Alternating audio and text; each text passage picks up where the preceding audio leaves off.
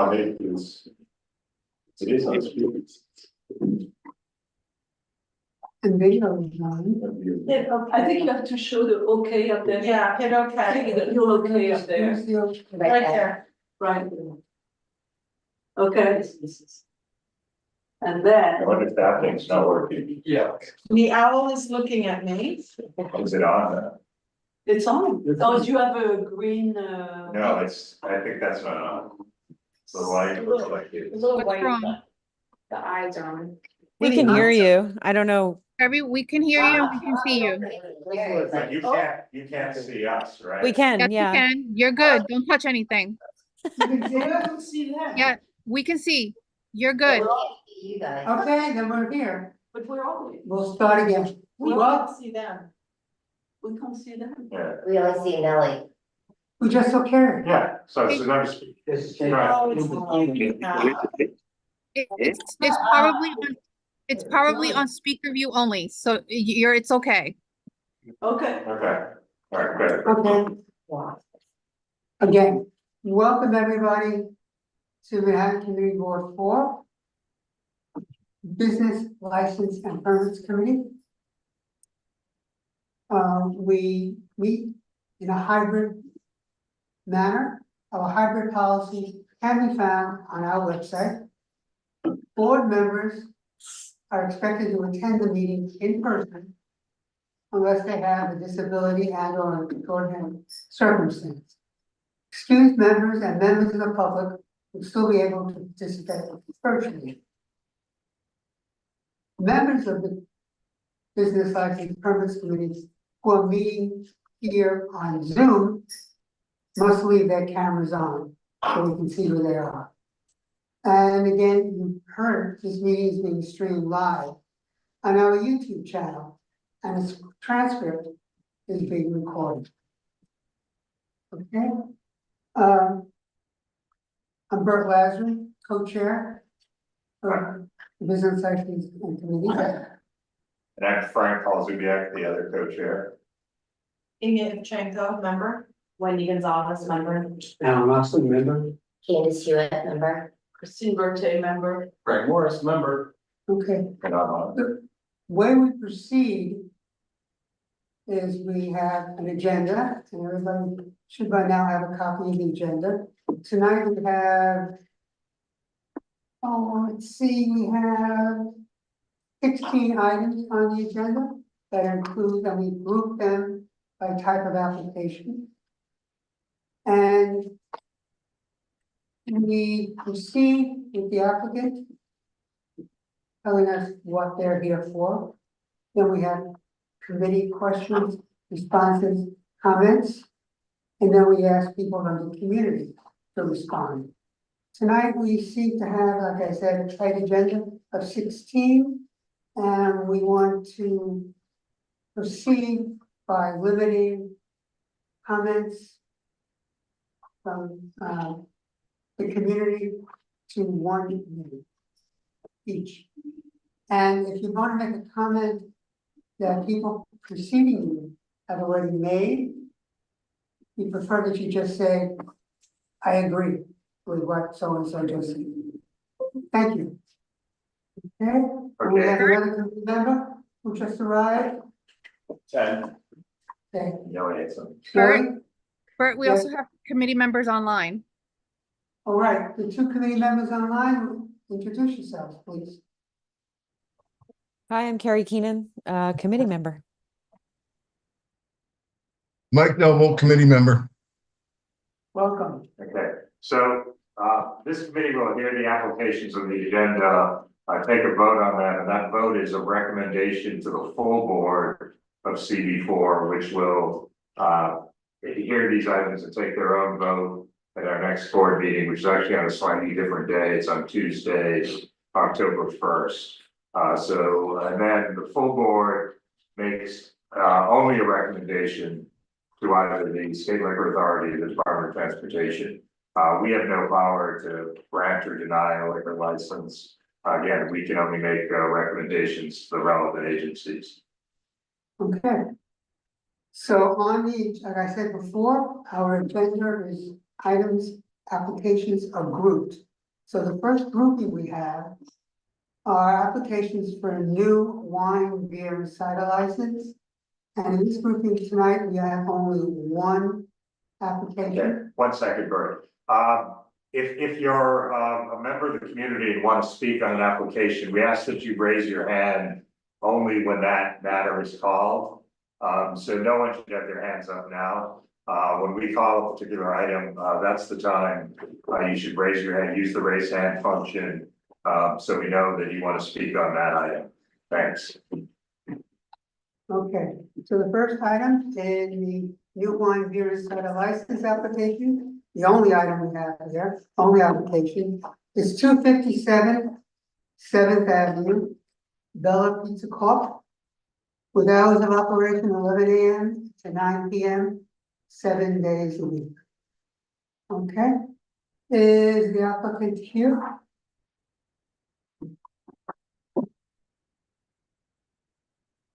Nellie?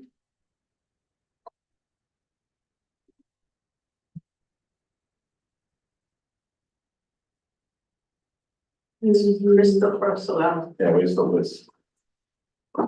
Christopher Solano. Oh, just one second. They are online. Yeah. Christopher, Christopher, unmute, please.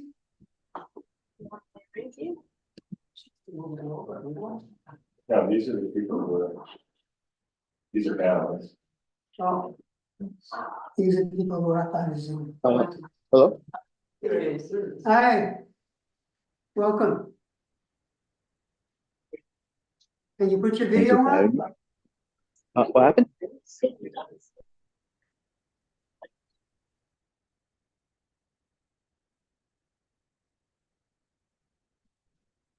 Christopher, you just muted. Could you unmute and put your video on, please?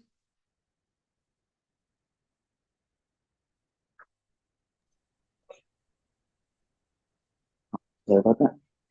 Okay, there you are. Mhm. Okay, tell us about your application, please.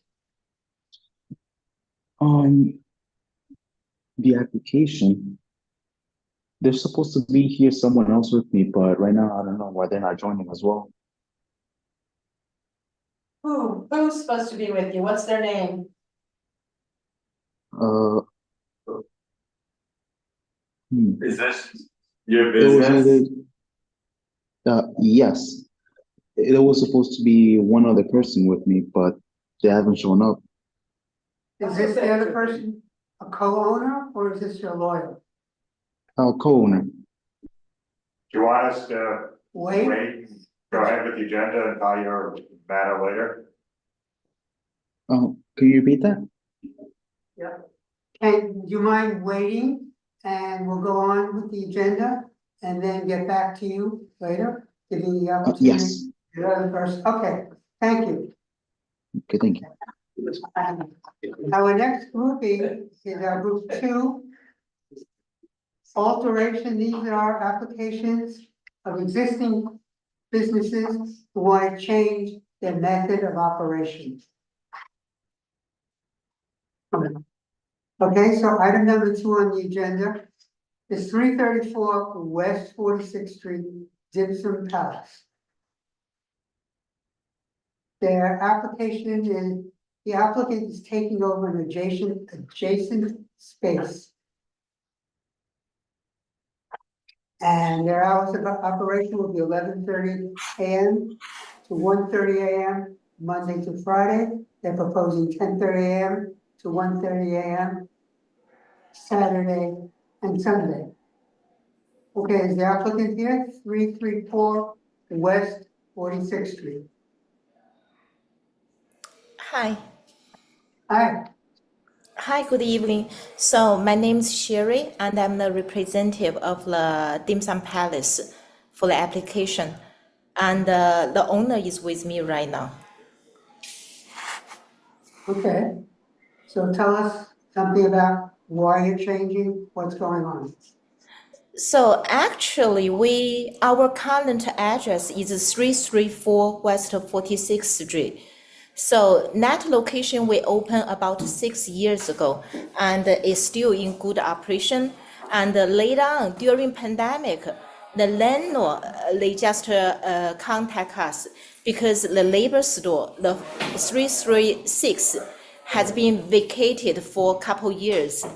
And the landlord told us and saying many years ago, the two stores, they combine together and using as one restaurant. So they asked us if we can take over that location and use as one restaurant, and because he cannot rent out for about 4 years.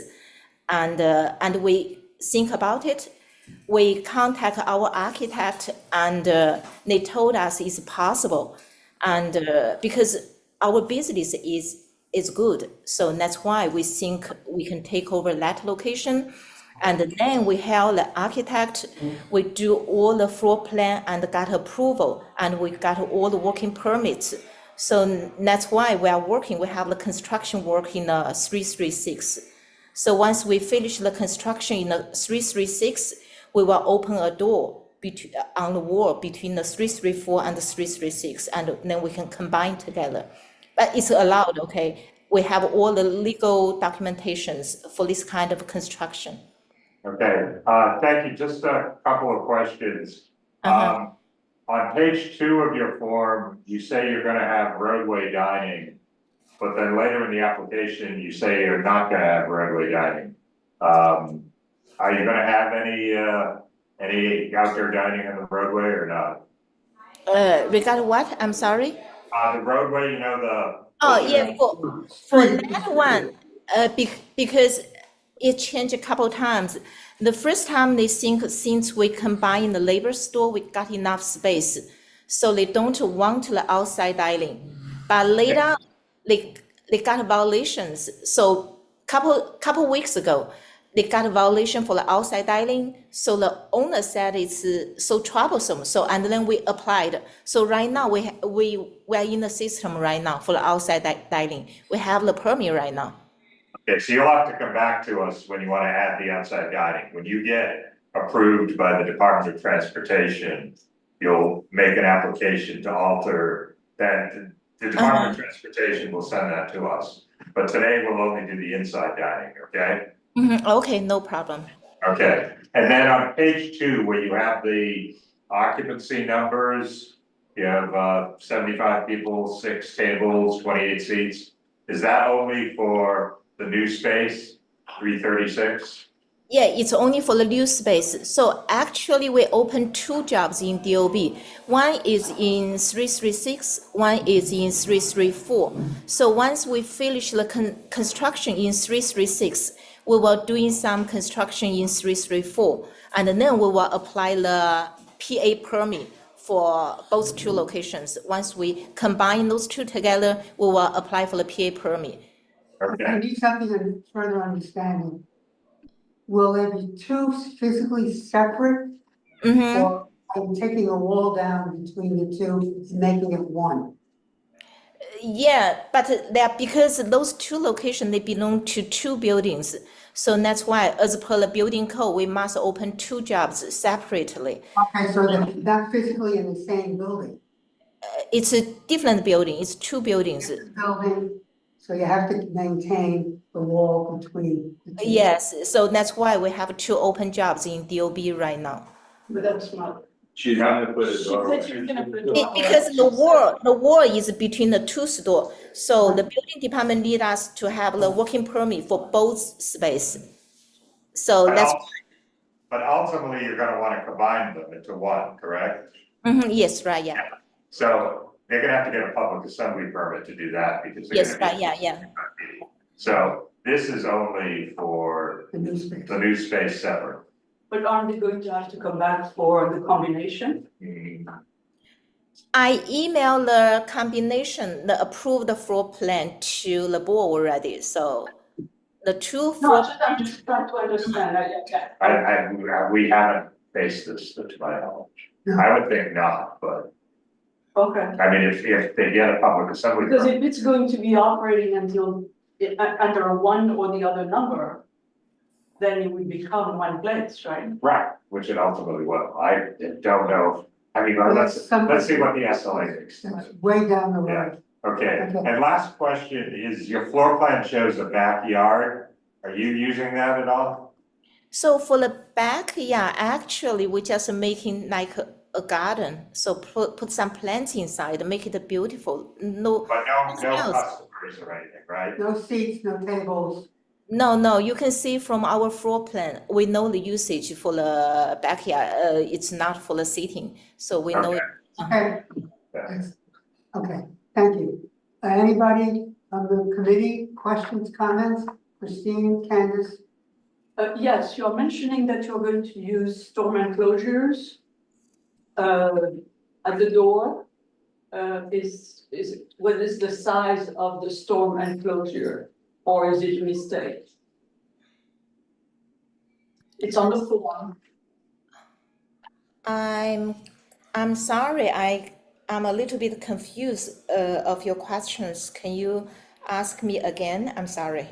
Oh, no, I'm sorry, no, this is not, let me go to suite 36. So, Yeah. in the winter, some restaurants put up those plastic things around the doorway. Oh, okay. You know, that's they're like a 3-wall thing around the doorway. Are you gonna- Let me ask the owner, hold on please. 冬天我们门口要做这种挡风的玻璃吗？ Yeah, during winter time, we plan to install that one like the labors, because we saw our labor store, they have those glasses they use during the winter time to on the sidewalk, yeah. Okay, so, under the law, that the storm enclosure can only be 18 inches deep, it can only stick out 18 inches. Okay, a lot of the ones you see on the street are bigger than are actually allowed. So will you agree that yours will only be 18 inches? We will do the measurement, yeah, before we do the installation. So because right now there's nothing. Yeah, but so no bigger than 18 inches from your building. Okay, got it. Thank you. Not property line. Yeah. Yes. Okay. Candace? You had, the seating, there, you said there's 6 tables, but the back room, there's the party room. Is that not included? Would that not be a 7th table? Is this 16? 9, 4, 5, no, 6. 3, 3. Oh. I Yeah, we cannot- have a party room, a VIP room. It's only one table inside with 8 seats. No, this is fine. Yeah, sorry, my apologies, I saw it wrong. Okay, it happens. Anybody else in the committee? Nelly from the community? I see somebody has his hand raised. Mike Costello? Said it's had raised for a while. Yeah, I was wondering, Mike, I'll repeat what we said before. Please raise your hand for the application that you want to make a comment on. Book, Yeah. gone. I think the message got across. Anybody from the community now? I just moved Mike over, so I don't know if he wants to talk or not. He had his hand raised for a while. Yes. And there was someone else, Grace. Grace too. Oh, she keeps, Oh, Michael is. they back. both keep raising their hands and then we're moving it. Mike and Grace, do you want to speak? Please raise your hand and I will move you over. Speak for this application.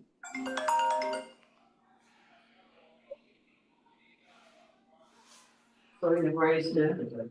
I know Grace has, Grace had questions regarding this one, so I will move her over and see if she wants to speak.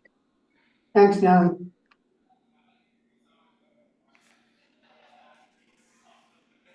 And I'm assuming people here are not having comments about this application? No. So Okay, when we ask for people to raise their hands online, just raise your hands if you want to talk about that. The bulk of it is for 17th Street. Yes, can you hear me now? I'm so sorry. Trying. okay, go right ahead. We can hear Oh, you. forgive me. Sometimes I was going on with my phone and my iPad. So my concern is, and I just want to make sure I heard correctly, the backyard, the back terrace that is with this is only going to be used for a garden. There will not be people sitting out there between the hours. I think you said this was going to 1:30 a.m. Can you tell me if I'm wrong? Like what is the deal? You're right. Only for aesthetics. For aesthetics. Only we put some plants over there to just decorate the backyard to make it more prettier, but it's not for the sitting area. Yeah.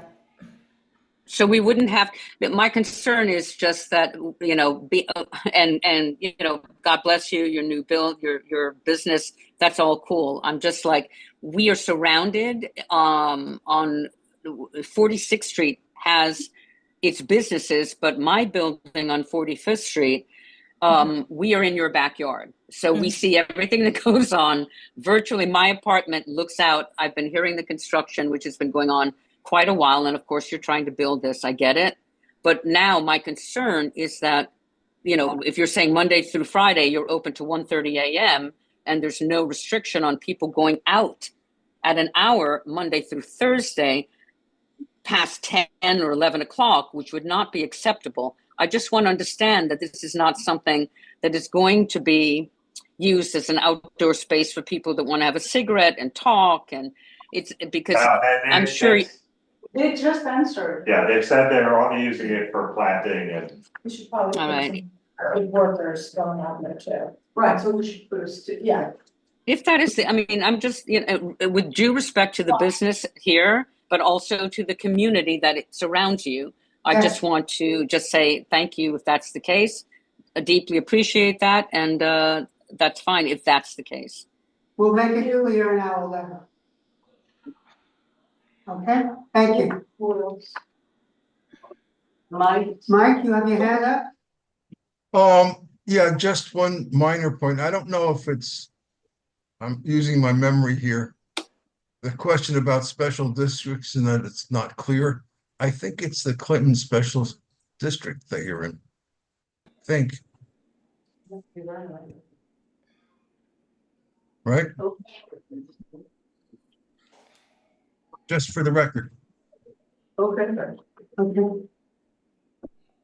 Motion to approve? Is there a second? With the caveat that employees don't also go outside to smoke and take trash or breaks, no breaks. If there is a door in the back, it should be closed. Right. Well, we asked if it's. Yeah, so actually right now, after we combine the labor store, we got enough space inside.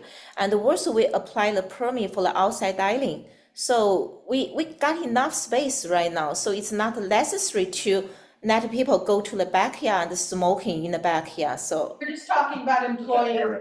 So we're gonna add an agreement with us that you won't use the beer yard, patrons or staff. No one is gonna go out there, okay? okay, right. thank you. Okay. Okay, so do I hear a motion including that? Second. We got it. All those in favor? Yeah. All those Aye. opposed? Aye. Not sure if you can see us. We can see you. Yes. And we can hear you. Hi, Carrie. Hi. And president not eligible? Okay. Thank you. Okay, thank you. Good evening. Okay, item number 3 is also in this group. Alteration of methods of operation. It's 134 9th Avenue, the Susie Villa Playground.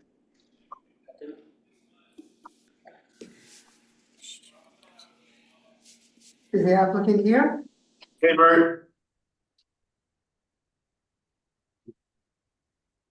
Joseph Levy here on behalf of Susie VNT Playground, Inc. Can you hear me okay? Yes, we can, and we can see you. Great. We have Viviana here, who's the principal as well. The application before you is for a change to the method of operation. We're looking to extend our closing hours to 4 a.m. Space has been open now for 6 months, operational, with background DJ and jukebox music, 74-person capacity as originally presented, 14 tables, 40 seats, 1 bar, 7 seats. Ideally, we'd like to be open from 5 PM to 4 AM daily. You'll see there's some outreach signatures from neighbors there. We've had some extended conversations with the local precinct we're speaking to regularly. We're trying very hard here to run about as tight of a ship as we can. We're not aware of any complaints or any issues. We're talking to lots of people in the neighborhood on a regular basis, and we're hoping that the board will consider our application. Okay, so currently you're operating until 2 AM and your change of operation is to 4 AM. That's what you're requesting. It's actually less than that. Our current hours of operation, we're closing at midnight during the week and 1 on the weekends. Okay. And just some background for new committee members. In 2023, the board actually recommended outright denial of this because of some concerns with the operator and their connection to a Hell's Kitchen space that was problematic. The SLA evidently disagreed with us and gave them a 2 AM license, and as you've heard, they've been open for 6 months now. And we have received no complaints. That's Correct, important. and a lot of this was actually brought out at the State Liquor Authority full board meeting where there was a mistake with respect to the operator here's involvement with another space that I think everyone agrees is operated poorly. It was a co-opting of a name of hers, which she is not using here as a direct result of that confusion. Say that, I'm sorry. I missed that. Yeah. Yeah, could you consolidate that? Or you're saying Sure. that the person who we had concerns about, who was operating in another facility, another site. is Correct. not- No, so The you want to SLA explain, Frank? Yeah, the SLA told them they could not use the Susie Villa name at this spot Oh, because okay. of the association. And they are not using it, right? It's T Lounge here, correct? Correct, and just, by way of background, this is a trans bar. And Viviana, who's an activist in the trans community, was involved with promoting events at another location. She had since left that location. They kept promoting her name to have events that she was not related to. And these events were very, very poorly run. That was very poorly explained when you originally heard this application from someone else, not me. We tried to do a better job of explaining that at the State Liquor Authority level, which I think we did. And as a result, Viviana got this license, and with the caveat that she could not use that name, which was caught up in being associated with another location, which is operated poorly. Okay, understood now, thank you. Sure. Any comments, questions from committee members? I do actually. Go ahead, Ted. Is there any outreach from the community that gave you that? Because I remember last time the issue was that there was no follow through and reach out to the local block associations. We had a meeting here, you guys took a 6-month break, you came back, and there still wasn't that outreach. And I know typically SLA requires or asks applicants to at least be in operation for a year before changing their hours of operation. So I'm just curious if those people that were not having the communication, having it now, and they're aware of this operation changing the hours. We did outreach. We've got 48 signatures in support. We posted signs.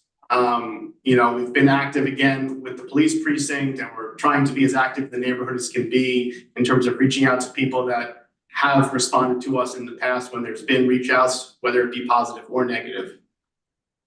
And we What did are get the blockers that are- 2 emails, one in opposition, one in support, and there may be people here live. But what are the two block association next to that? 18th Street, 18 and 19, so do did they meet with 18 and 19, and do they have a, That'll be for Joe, we don't have anything in writing.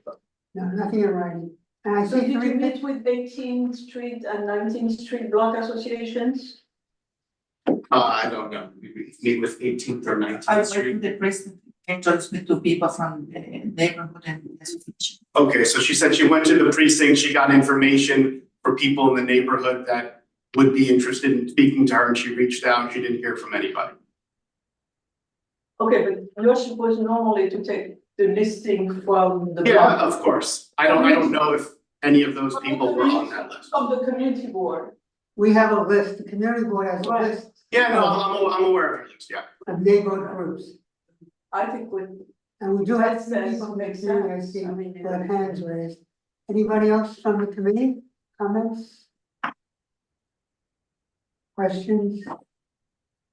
Okay, from the community, I see, Billy, we have at least 3 hands. Anybody here? You want to speak on this? Yes. Okay, Okay, and as we said, we're gonna ask people to speak only for a minute and not to repeat what other people have said.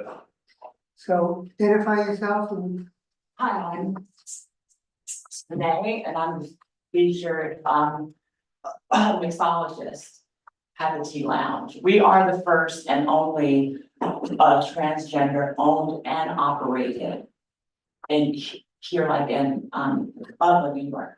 We were also just highlighted on Good Day New York, where I had to make a few drinks and we talked about our history of the bar, how challenging it had been, and trying to open it. And we hope that you will extend our hours. And thank you so much. Thank you. so you work at the Yes. facility. Yes. Okay, thank you. Now we have 3 raised hands out there. Yes, we do. First, we have Robert, then David, and Jared.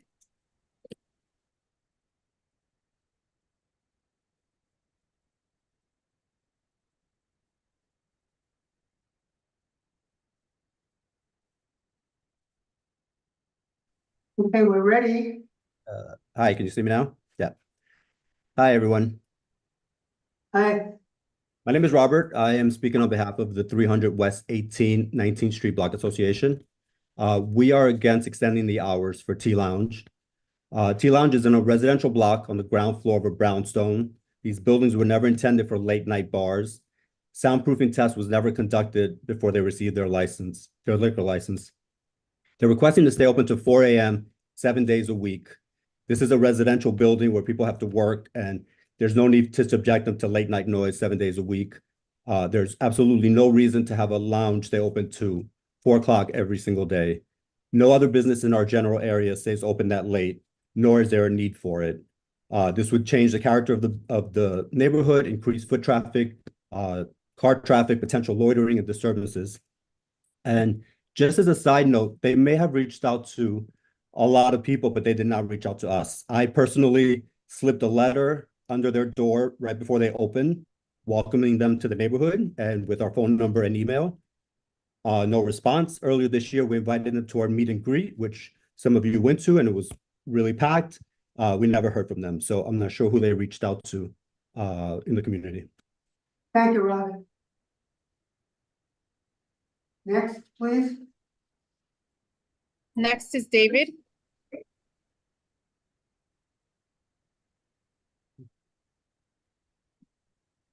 To unmute myself. Can everybody hear me? Yep. Okay. Yes. So I too am on the board of the 18th and 19th Streets Block Association, and support everything that Robert just said. I'd also like to point out that the answer to your question, have they reached out to us, is a definite no. And furthermore, we are not that difficult to find, as Robert just said. He did try to contact the Tea Lounge operator a couple of times. And furthermore, the posting that was put up in order to notify the community about this meeting, as far as we're aware, the notice was placed in the window maybe a week ago. So it was one notice, and then another notice appeared on the lamppost that was 15 feet away a few days later. So frankly, we haven't been able to even have a chance to inform our membership about the proposed hours. So it just seems, again, to be a difficult situation for us to support extended hours from this business on the block. Thank you, David. Next is Jared. Hi, can you hear me? Yes, we can. We can't see you though, Jared. I can turn my video on. Yeah, I just want to echo what the last two speakers said. I live in the apartment above Tea Lounge, and no one has reached out to me. And on top of that, noise has for sure been a pretty big issue since they've moved in. I hear the music very clearly in my apartment. I've been down there several times. I've made more noise complaints than I can remember. I've called them several times, and the problem just hasn't been fixed. I think that, and it's already a problem. And they close at midnight or 1 a.m. 4 a.m. would just be too much. I just hear them too clearly in my apartment, and it's just been a recurring issue. Thanks. Anybody else, Nellie? No, there's no one else. I mean, it seems like the issue is, do we, I mean, I think the only options at this point are we ask them to come back next month after they do something. Definitely have to do that. Or we, recommend denial. I don't see it getting approved. They need to fix. Yeah, we don't even need to discuss options. I'm just gonna withdraw this and we'd like to meet with the Block Association and come back next month. Okay, but also please talk to the person who just spoke, or the people in the building about soundproofing, because that would be a big issue if there are noise issues. Yeah. It's a sound report. Yeah. They said that on the thing that they have one. Like I said, it's news to us, so we want to do this the right way, so I'm happy to withdraw and meet the Block Association, have these conversations. Yeah, I'm not, I don't want to get into who's saying what, but that gentleman seemed to say he's at least tried to speak to your client about it in the past. Maybe we can put them in contact with that tenant and do his own report. Yeah, I would like to have contact information so we can make sure that they're connected, because I just want to make sure everyone's on the same page here. I don't need to get into a whole back and forth about what. We need more communication. Yeah, so reach out to Nellie and she'll put everyone in touch with each other. And it's. But I think so you want to postpone a month, is that it? Oh, yes, one more person? No, you're gonna postpone a month? Yeah, I'd like to meet with the Block Association, meet with the gentleman in the building and come back next month. Okay, you agree not to file with the SLA in the interim, right? Of course. Okay. Okay, thank you. Thank you. Okay, we're moving now to our third category. These are completely new liquor licenses, wine, beer, cider applications. Okay? Item number 4 is 239 7th Avenue, AO Dining Management. They're asking for hours of operation of 11 a.m. to 12 a.m. So this is one that we recommended approval of last month with the stipulation that they get a sound report. And what the office heard from the applicant was that they went to a bunch of acousticians who told them they could not do a meaningful sound report until the renovations were done, so they could assess the quality of it. Nellie and I decided, because this committee had made it a condition, we thought they should come back and make the points they were making to Nellie and see what we want to do. They did, as you might have seen in the Dropbox, submit a letter from an architect that says they're the architect of record on the renovation, and they certified that the ceiling design will have acoustic treatment to minimize noise, and it will be inspected by a third party once it's installed. But let's hear from the applicant. But really, the only thing we're talking about is the sound report. Everything else we had approved last month. And the sound report is not what we traditionally accept as a sound report. It's saying we can't really do a sound report. But we'll do one in the future. Because they're still under construction. Okay, so let's hear from the applicant. Okay. Thanks. Nellie, is the applicant here? I guess it's James Lang or someone from his office. I saw James on earlier. James? Yes, I'm here. You're up. So do you want to speak to our concerns, please? Yes, for that one, so we attended the meeting for last month. I understand you need a sound proof engineer to do the elevation to prove this place. But we are not start construction yet. we called about 16 company, they don't take it. They said when we finish the job, they will do the elevation. So this is the reason we come back. I understand your concern because it's a new business. They upstairs they have residence. I understand for that. We hope, you can put on the like stipulation. When we finish construction, we definitely submit the report to your board. Then you can finally approve. So the construction will take at least 6 months to 10 months. And also the legal authority will take same time, and we will take about around 10 months to process the application. So we just ask a favor, we can submit the application, but we're glad to take your stipulation.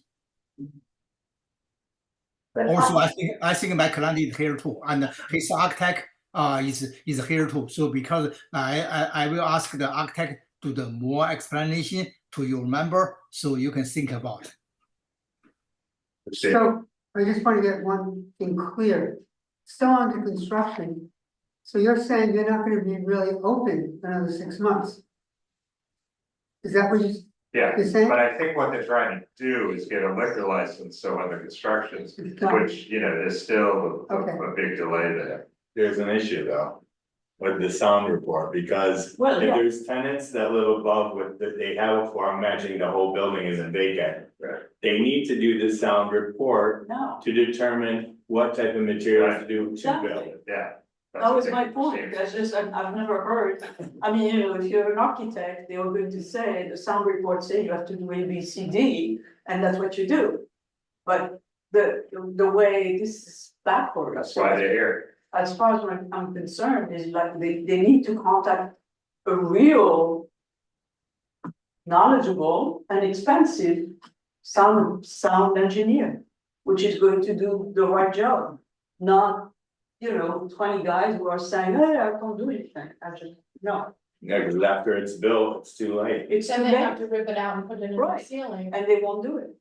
So it just doesn't add up.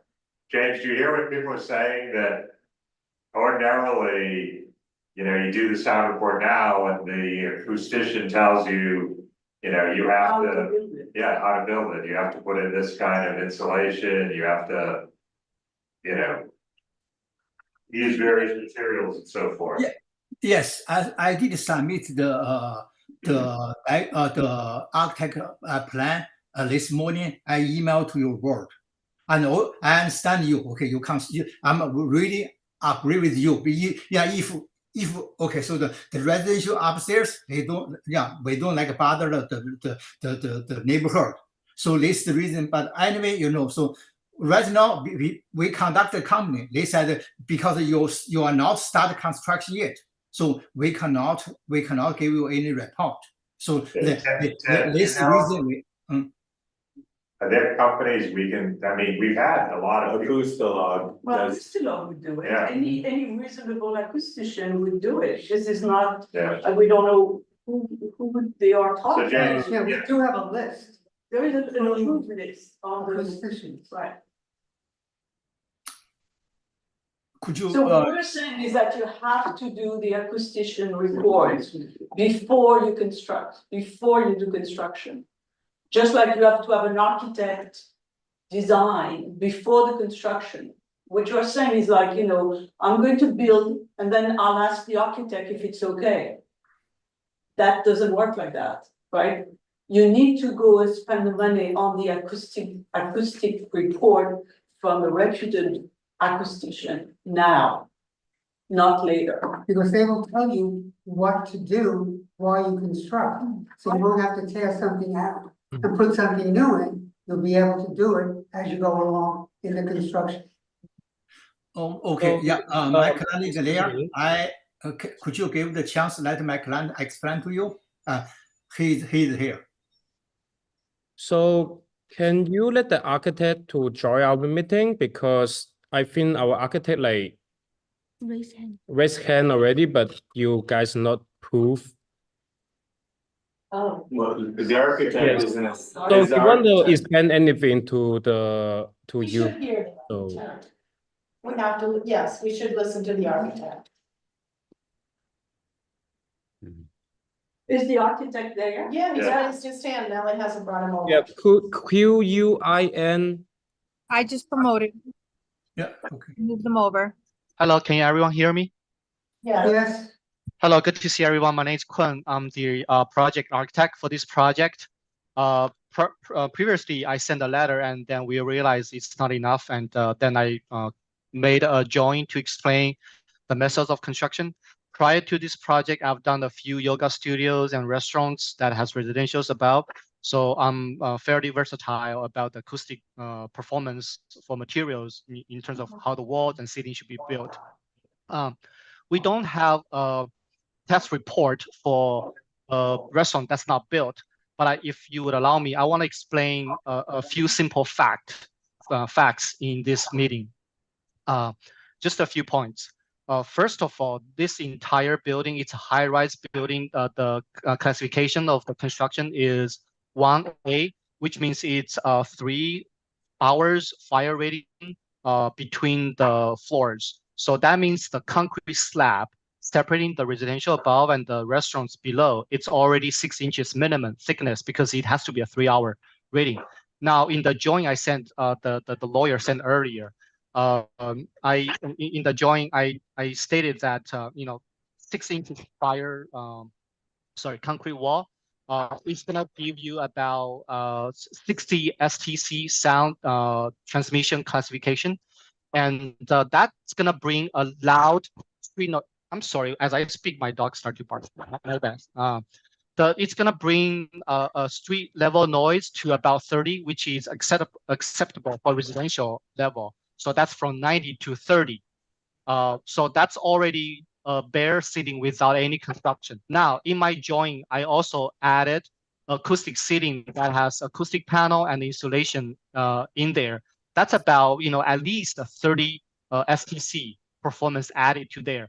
So that already give us a pretty good sound performance. So I have the confidence that once we've done the construction, the report would come back in supportive data that give you the good performance. That's one of the argument I would like to make. Secondly, if you look at the historical certificate of occupancy of the current space, it was food and beverage use previously, so it was a restaurant already. I don't know if there was any complaints or anything, but this was what was going on, and all we wanted to do is to continue the full service there. Thirdly, and lastly, is I think the only noise possibly gonna transfer to the residential portion is the speaker that my client is gonna play in the dining area. If we have any complaints or just per se any noise that's going to the residential level, it's probably the speaker, and we can see how we tone down the speaker. We can work it out. I don't think customers having food and eating and drinking downstairs is gonna have a huge impact to the residential above with a concrete 6-inch concrete slab in between. That was my arguments I want to present. Okay, thanks.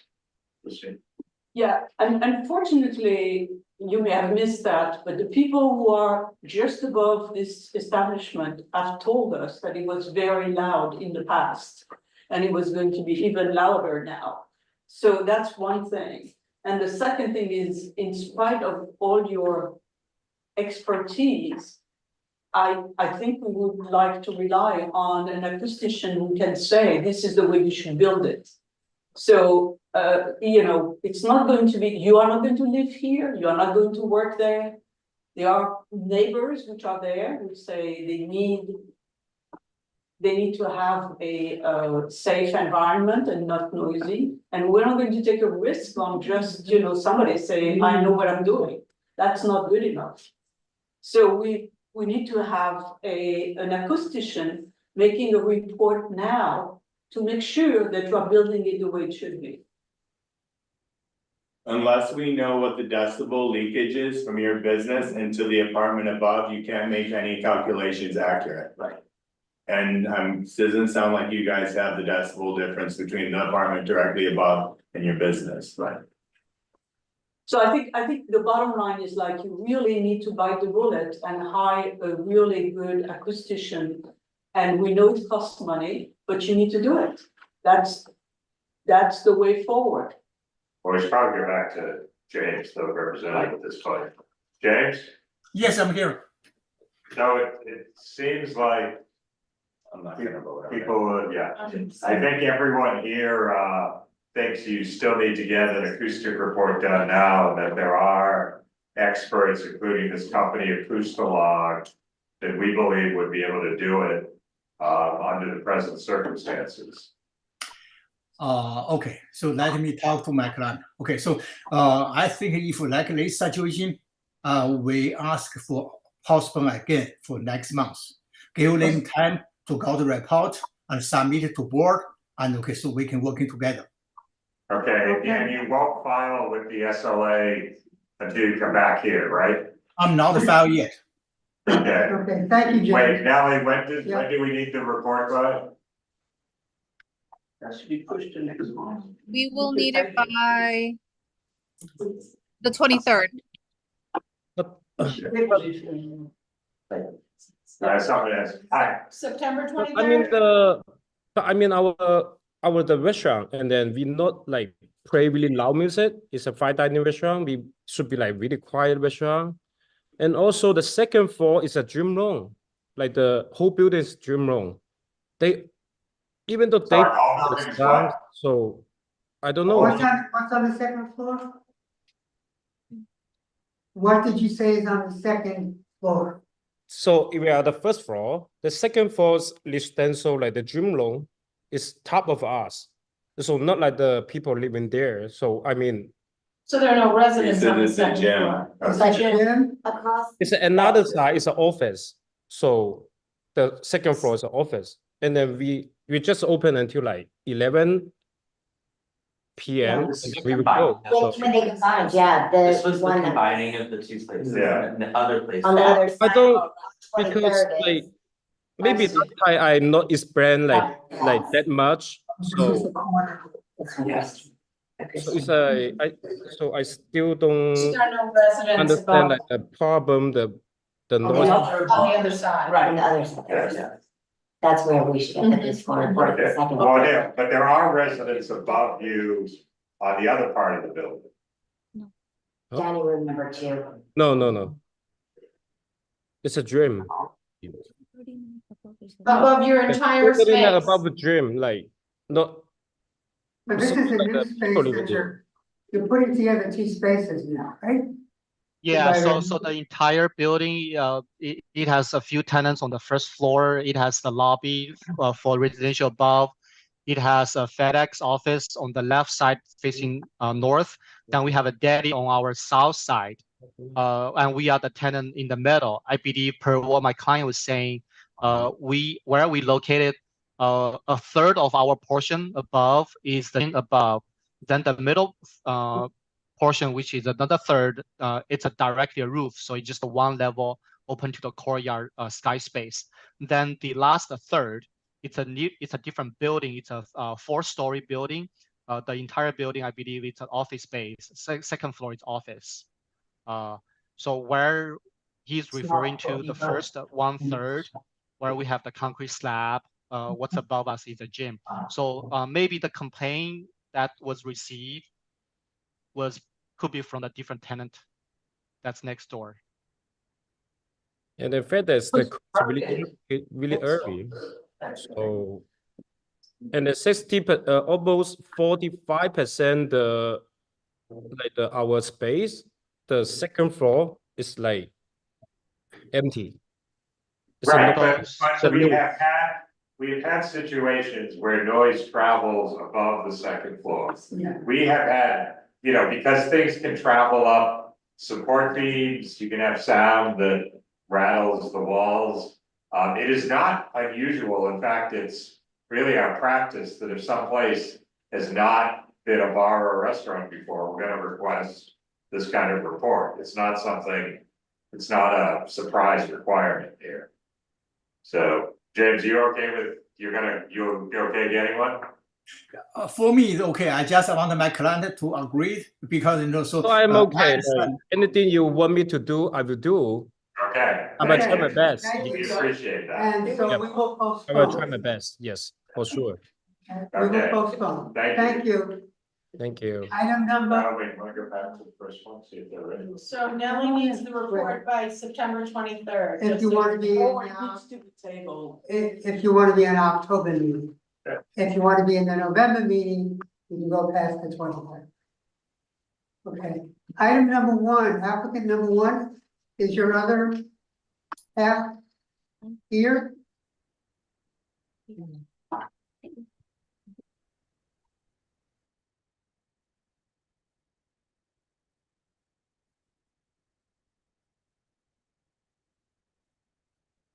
Ellie, this was, that 257 7th Avenue, Christopher Luno, the pizza club. are they here?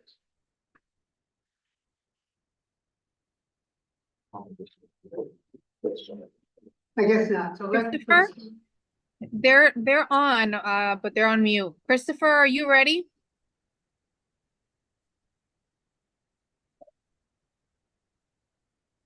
They're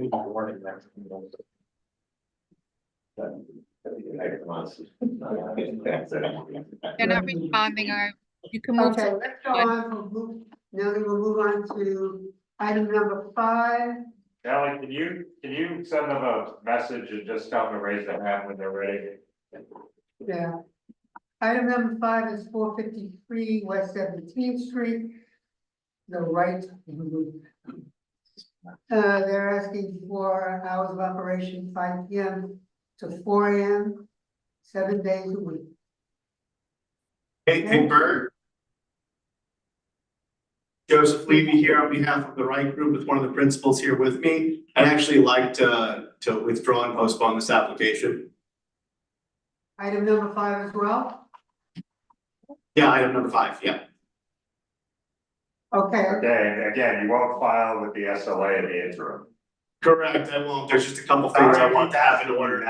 Sorry to keep asking you that, but some people we have to get to commit on the record. Okay, item number 5 is. Oh, wait, we should tell But all the, Yeah. the community is here. We're here, can we speak, just in case they? The item is postponed, it's not on the agenda now. I just wanna bring one thing up, first. That's why I tried to reach out to you yesterday.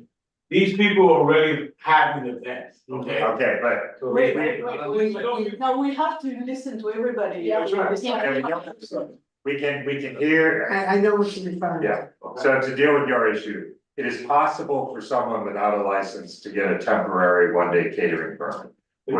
Which I've checked with them, and that's what they did for that For event. 2 events? Joe, the 2 events? Yeah. There have been a number of them, yes. Yeah. 7, the 6, and the 8, they had an event. And I have one question. Yeah.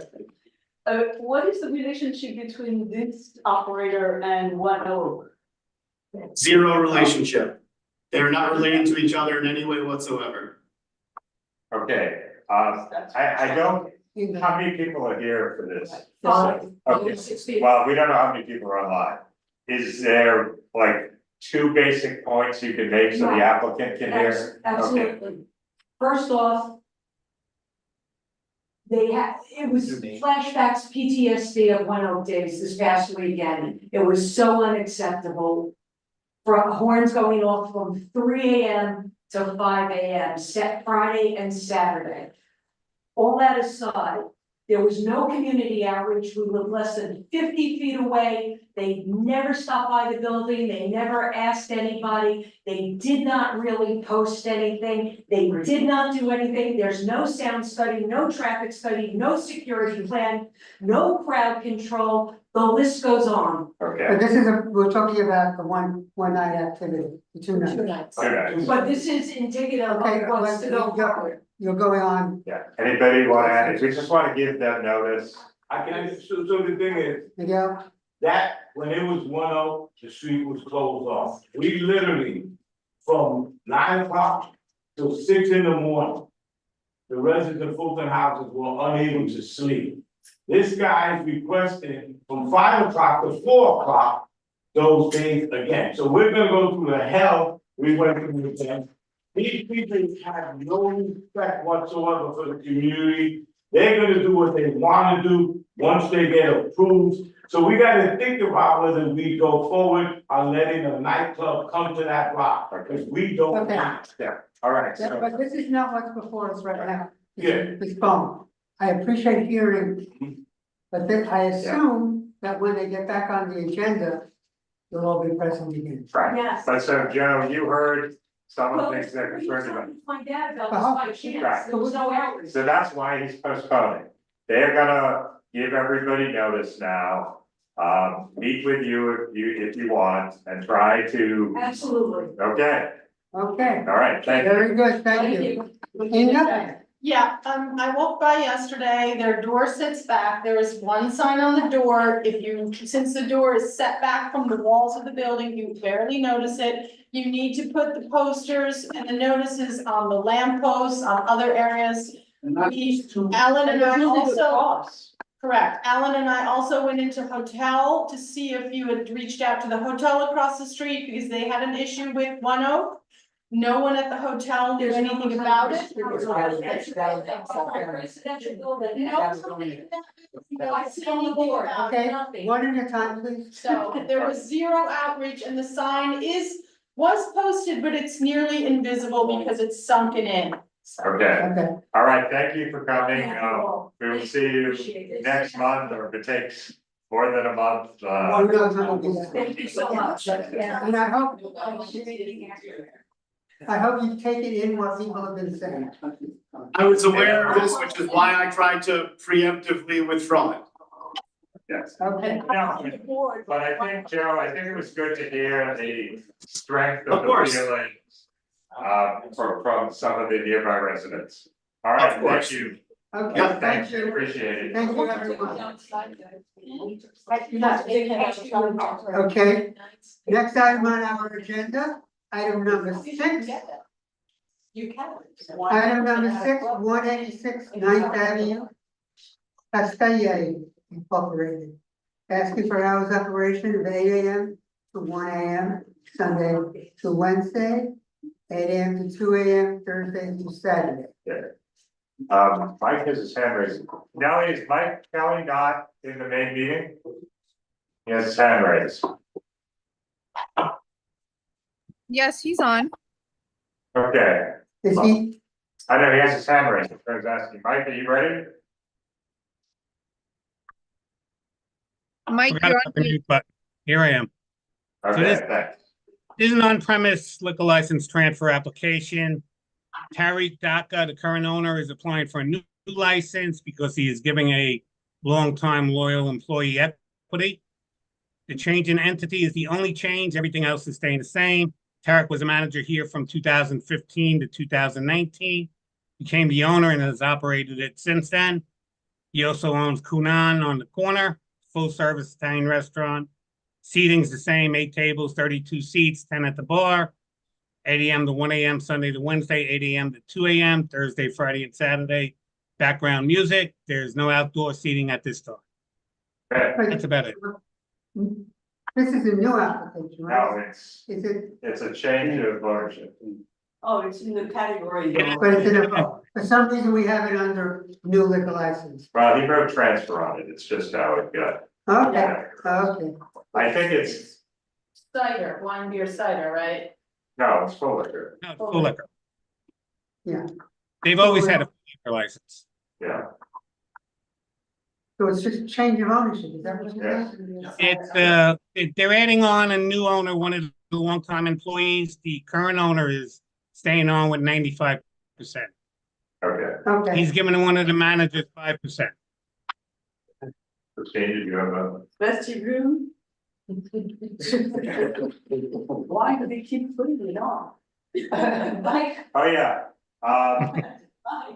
Mike, so, storm enclosure, or why would you mark it up? yeah, in fact, the prior one said you didn't have, you wouldn't use a storm enclosure. Are you using one or not? I believe he is, yes, the small one. Okay, because back in, I noticed we actually changed the answer at the meeting back in 2015. So if he's gonna use it, can we agree that if he's gonna use it, it won't stick out more than 18 inches? Yes. On the building facade? Okay. Okay. That's what it Anybody else from the committee? Comments, questions? Anybody from the community? No. No, there's no one.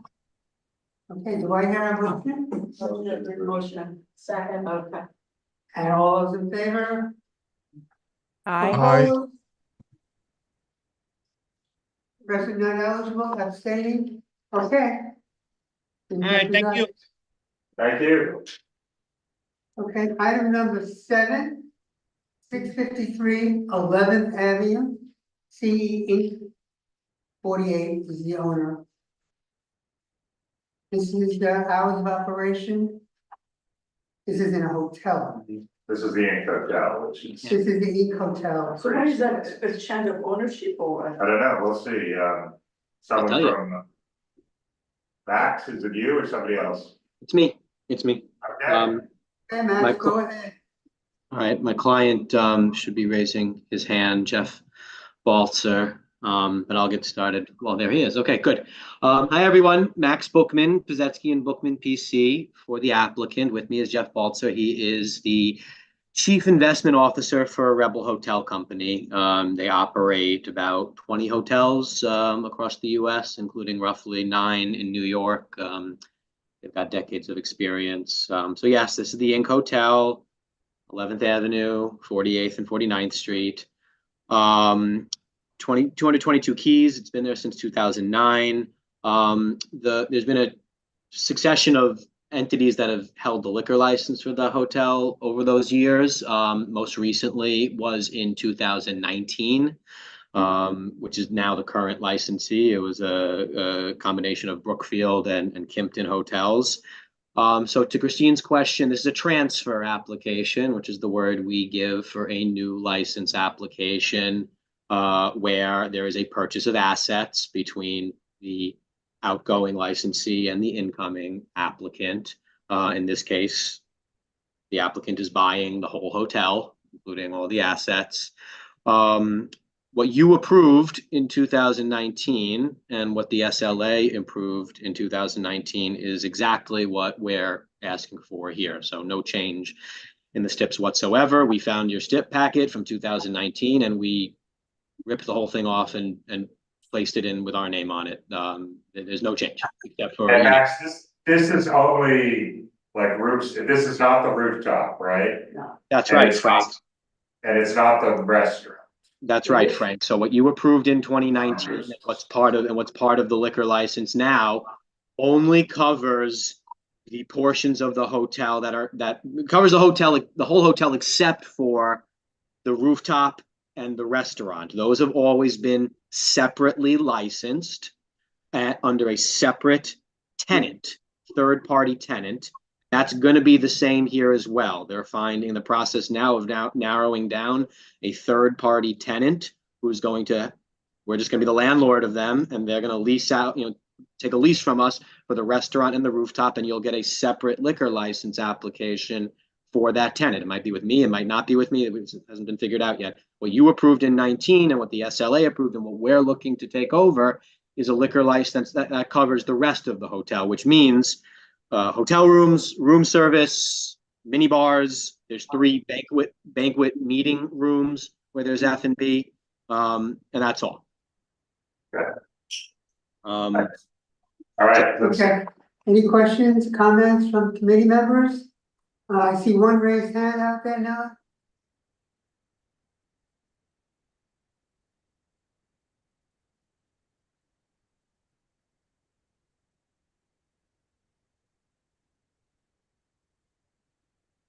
No, from the community?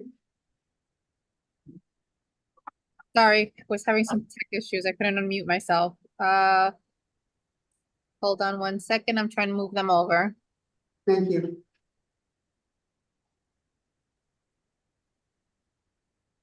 They have declined. In order to speak, you have to accept being promoted.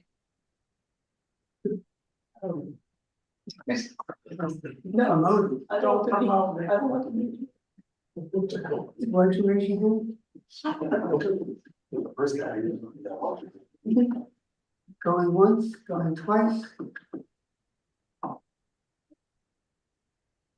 Motion to approve. Second. Thank you, Mike. All those in favor? Aye. Aye. Opposed? President not eligible, abstaining. Okay, thank you. Thank you, everyone. Have a good evening. You too. We've got to make it to tonight's top billing. I know. Yes, thank you, Mike, for facilitating the process. Item number 8, 500 West 18th Street, 7611 Hotel. This is the second floor terrace Across the whole thing. and, okay, right. Open, again, this is a 24-hour operation. The hotel is open 24 hours. The hours of operation of the bar, 6 a.m. to 2 a.m., 7 days a week.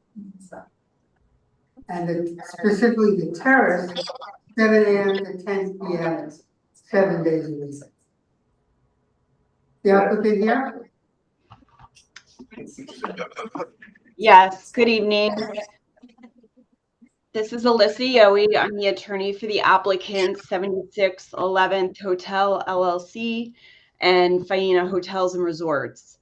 They're doing business as Faina New York. With me this evening are Francois Luigi. He is the general manager of the hotel. Leah Guberina Sulk. She is the senior vice president at Witkoff. Scott Alper, the president and CIO at Witkoff. And then Jason Ortiz and Louis Chilton Brown with Moonshot. Currently before you is an on-premise liquor license application for a new construction hotel with restaurants and bars and a second floor terrace located at 500 West 18th Street.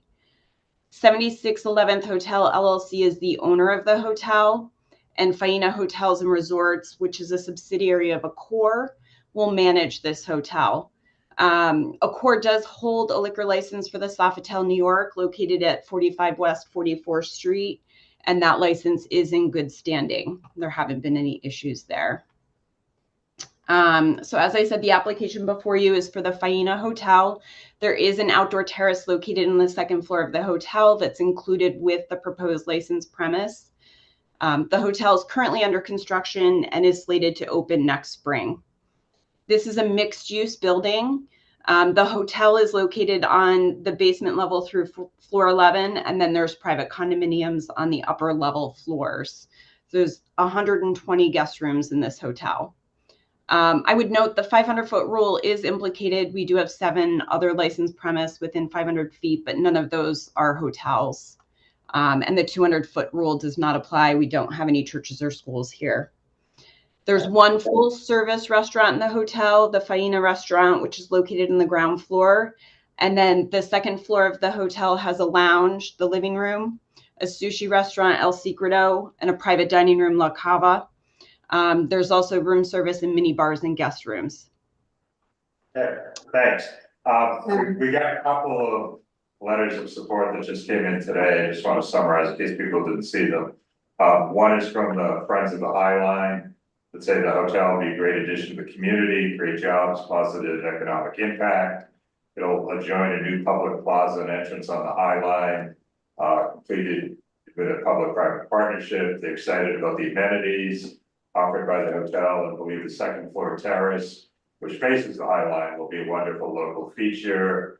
They believe the operators will be conscientious and responsive to the needs of local residents and businesses. And then the related companies also submit a letter offering their full support, saying they own or manage a number of adjacent properties. I think the hotel will be a welcome addition to the community. Also, I wanted to thank Inga and Alan, who I believe went to look at this. Any comments, Chief, on that? It's very small, and it's hidden, it's just below the High Line. There's nothing really close, there's The only thing is they want background music outdoors, and even though there's no one really nearby, I don't know how loud it would be on the High Line for people, and I don't know about that. There's also residents Well, eventually but above. it's, 10 yeah, floors it's 10 floors up. 10 floors up. So it's their hotel guests that are right above it, so there's an amenities floor directly above it. And then the hotel, there's 10 hotel rooms above it, but there's nothing, the Lantern is far away and the High Line, and then there's nothing across the street. There's really nothing there except themselves that they would bother. It's so small, I don't. Well, would you clarify the music question, because on your form, you said you would not have amplified music. That's right. But I gather you're saying now you want amplified music out there? So the plan is to not necessarily have music on a daily basis in that space, but they do want the flexibility to have piped in background music.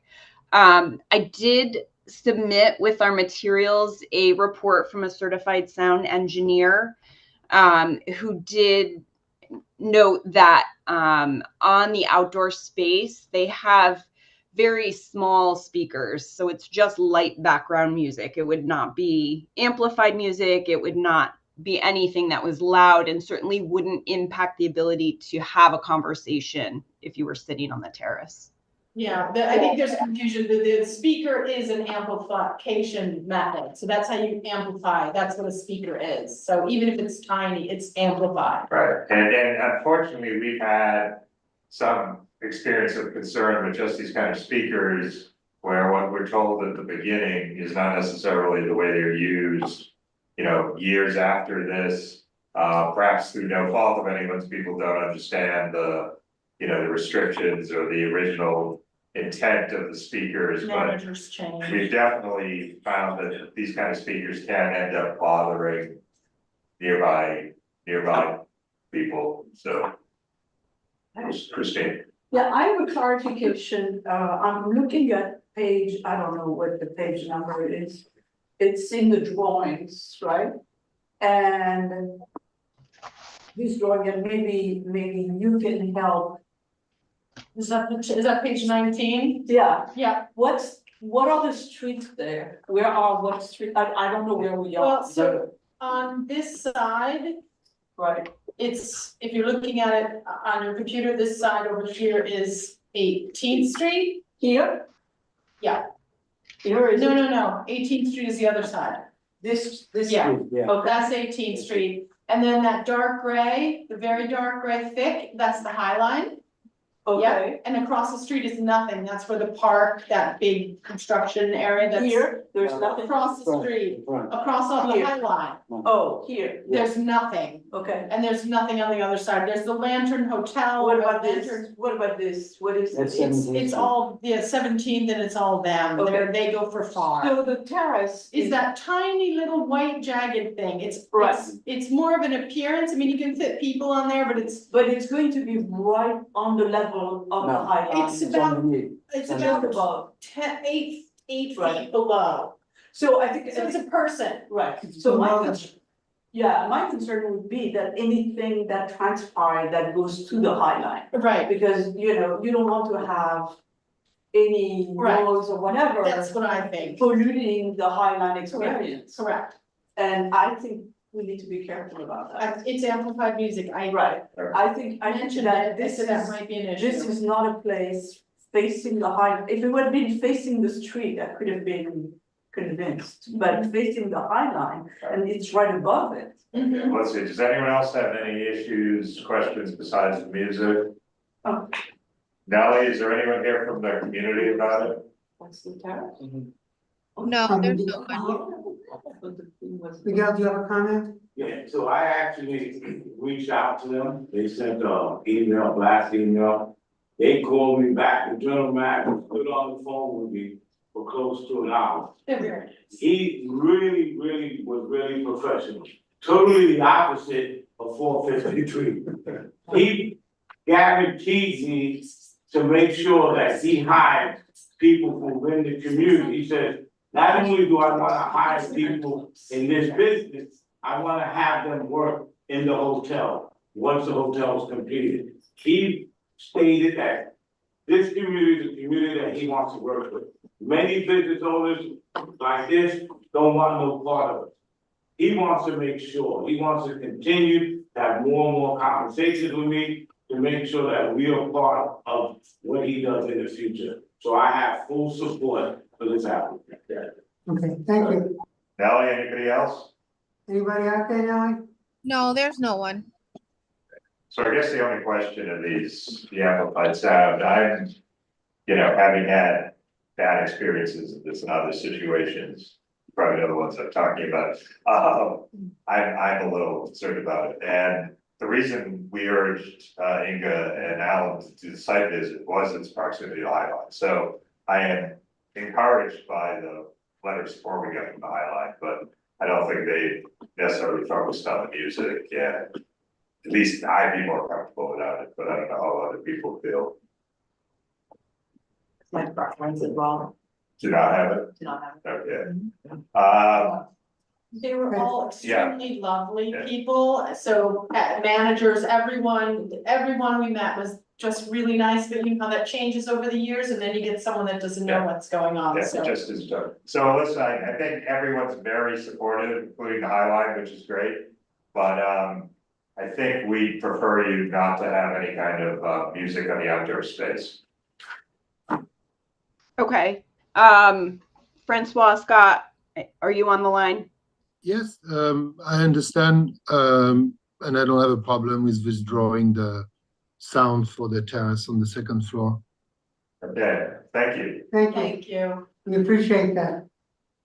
Thank you. To approve. Second. Motion to approve with. Second. With the stipulation that no sound Yeah. on the terrace. Okay, all in favor? Aye. Opposed? Present not eligible, abstaining. Okay, thank you. Thank you very much. Thank you. Okay, thank you. Item number 9. 401 8th Avenue Experience Bar and Lounge. Hours of operation, 11 a.m. to 1 a.m. Sunday through Thursday, 11 a.m. to 4 a.m. Friday through Saturday.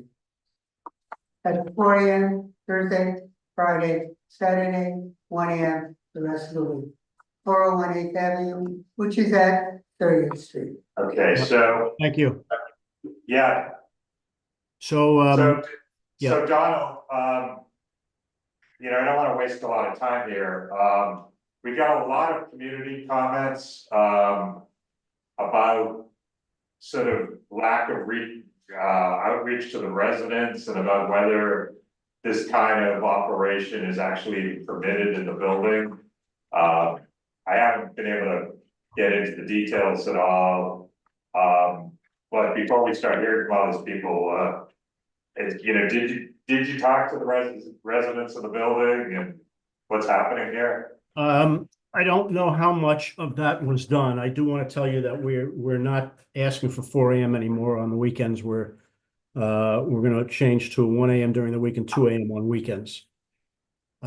This is I just also want to point out, this is, I don't know if they think that the condominium has to approve anything. This is, I believe, a separate condominium unit that has been purchased by my client. So they own the unit. They don't have to get approval from anyone for operation as a restaurant, lounge, or bar. Obviously, we have to get a liquor license from the state liquor authority, but no other approvals are required. They own that unit outright. Yeah, well, I guess, and again, we can hear from the maybe there are people here, but people have submitted an excerpt, and I don't quite know what document it is, but it says the commercial unit cannot be used by any club, tavern, or bar that is not incidental to restaurant use.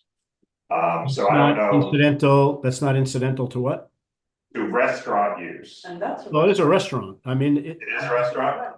yeah, I mean, look at the menu. I mean, the menu it's got steaks, tomahawk steak, porterhouse, ribeye, New York strip, skirt steak, splatter, stuffed lobster, Chilean sea bass. I got a lot of stuff on here. This is. Yeah, no, but I mean, the 4 a.m. did not sound like a restaurant. Yeah, I spoke to AJ, and he doesn't need 4 a.m. It's a restaurant. He doesn't need 4 a.m. So we're gonna amend that to close. the Okay, well, all right, I'm sorry to interrupt. Why don't you tell us about it, and then we'll see who's here to talk about it. Sure, yeah. AJ is here. He has another location in New Jersey that's licensed for a number of years. He also has a number of grocery stores in the city. The restaurant and lounge will be open from 11 a.m. to 1 a.m. during the week, 2 a.m. on weekends. It has 73 tables with 173 seats. There is a large rectangular bar with 39 seats, but that is also for dining. He expects that anybody that comes can sit and have a full meal sitting at the bar. He would like to have a DJ on the weekends. During the week, he would only have a DJ if it was in connection with a private event. Otherwise, the DJ would just be limited to weekends. Otherwise, it's background recorded music. There's no outdoor space. There are no open windows. There's no dancing, no promoters. That's pretty much it. What was there before? It's a brand new building. Yeah, it's Okay. The new building. But wait, your form says it had been previously licensed as Penn Marketplace, is that not the case? Yeah. I don't know if that was a prior structure that was. Yeah, a couple years ago, about 5, 6 years ago. I don't know, I'm just going by your form, it's, our question that asks, has it been previously licensed, and the answer was Penn Marketplace Inc. So it may have been the building that was. Right. Yeah, torn maybe it down. was a prior license at that address in the prior building. Yeah. Okay. We have a lot of letters from the community, do you want to hear from them first, see if there are people here live? Let's see. Yeah. Live. Ally? Wait, first, anybody else from the committee? Okay, we got a couple. By the way, we did send to a lot of block associations. We didn't hear back from anybody. Yeah, I guess I was gonna suggest we hear, so I think there are gonna be a lot of notice issues. And with this may end up getting postponed again, so why don't we hear from the residents first, and then we'll go back to. Okay, we have 3 hands up. Nellie?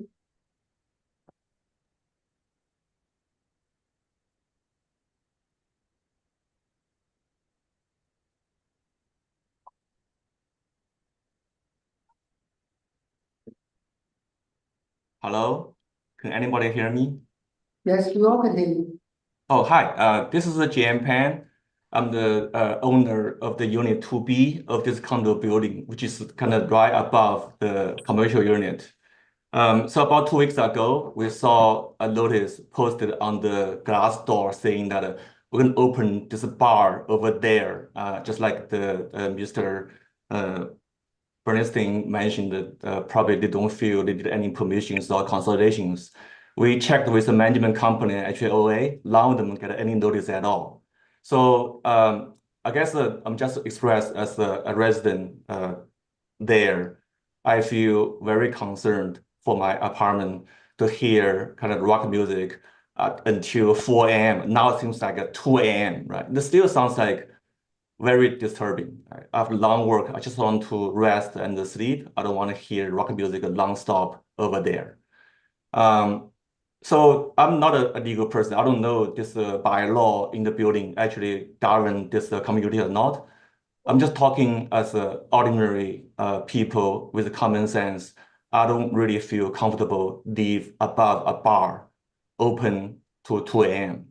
I understand maybe the attorney can argue this is actually a restaurant, but the name sounds like a bar, to operate like a bar, right? So to me, it's actually a bar, right? Even it offers brunches or I don't know, salmon, whatever. It doesn't change the nature. It plays a lot of music with DJ to 2 a.m. So I really feel very concerned on this. I feel maybe there's some way to do, I don't know, to be a real restaurant. I support actually people develop another unit to make a profit out of it.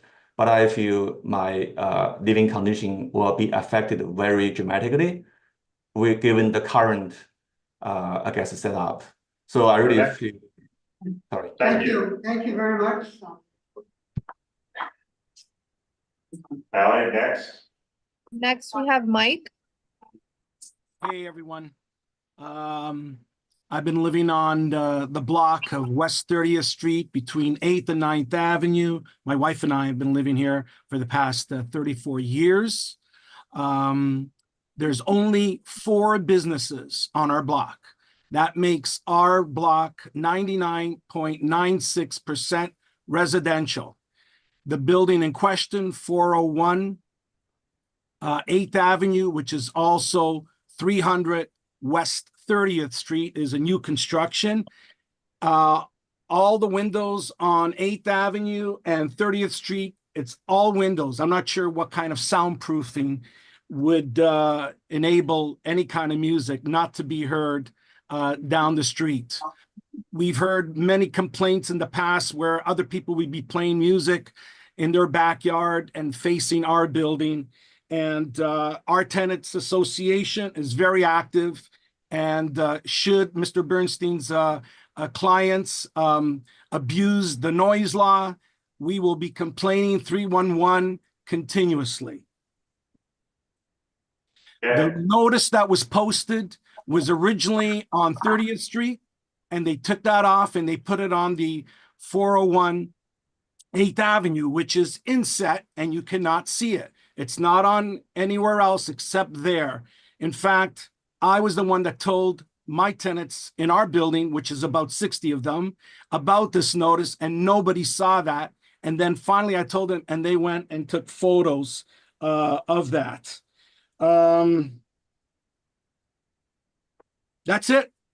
Okay, thank you. We are concerned that even if it's 2 o'clock, that the kind of people that are going to be attracting, that this restaurant/bar is going to be attracting. One of the other tenants did some research on the owner, and they did not have good reviews wherever there are in New Jersey. Okay, thank you, Mike. You're welcome. Nellie, next. Next, we have Ramona. Thank you. I echo the sentiments from the 2 gentlemen. I'm a tenant in 300 West 30th Street. This entire street is residential. I don't think that, bringing noise to this block is going to make anyone happy. There's retail space available, I think, on 27th or 26th over on 7th Avenue that I think would probably be better suited for this type of establishment. This building is pretty quiet as it is right now, and I'm strongly against it. Like if we move forward, I'm getting out of my lease and getting out of here. I just don't want to live above a bar. Is your building, is the building rental or co-op or condo? So it's condo, they're individually owned. I'm renting from the owner. Okay, thanks. Now, anybody else? Yes, next we have Jane. Okay. My name is Jane. I'm a current co-owner resident of 300 West 30th. And I wanted to add to the previous point with the following statements. So obviously, as I heard Experience was going to open, I decided to look up their other New Jersey residence or location. And so I found these public reviews. This, by the way, I've got 20 of these. For time limitations, I'll just read a couple. It's the music of a club at club volume. A DJ playing music so loud you can't think. Music way too loud. Prepare yourself for loud music. You can't hear yourself talk. Music too loud. They don't know they want to be a bar or a club. Music so loud you have to scream at the top of your lungs to hear the person next to you.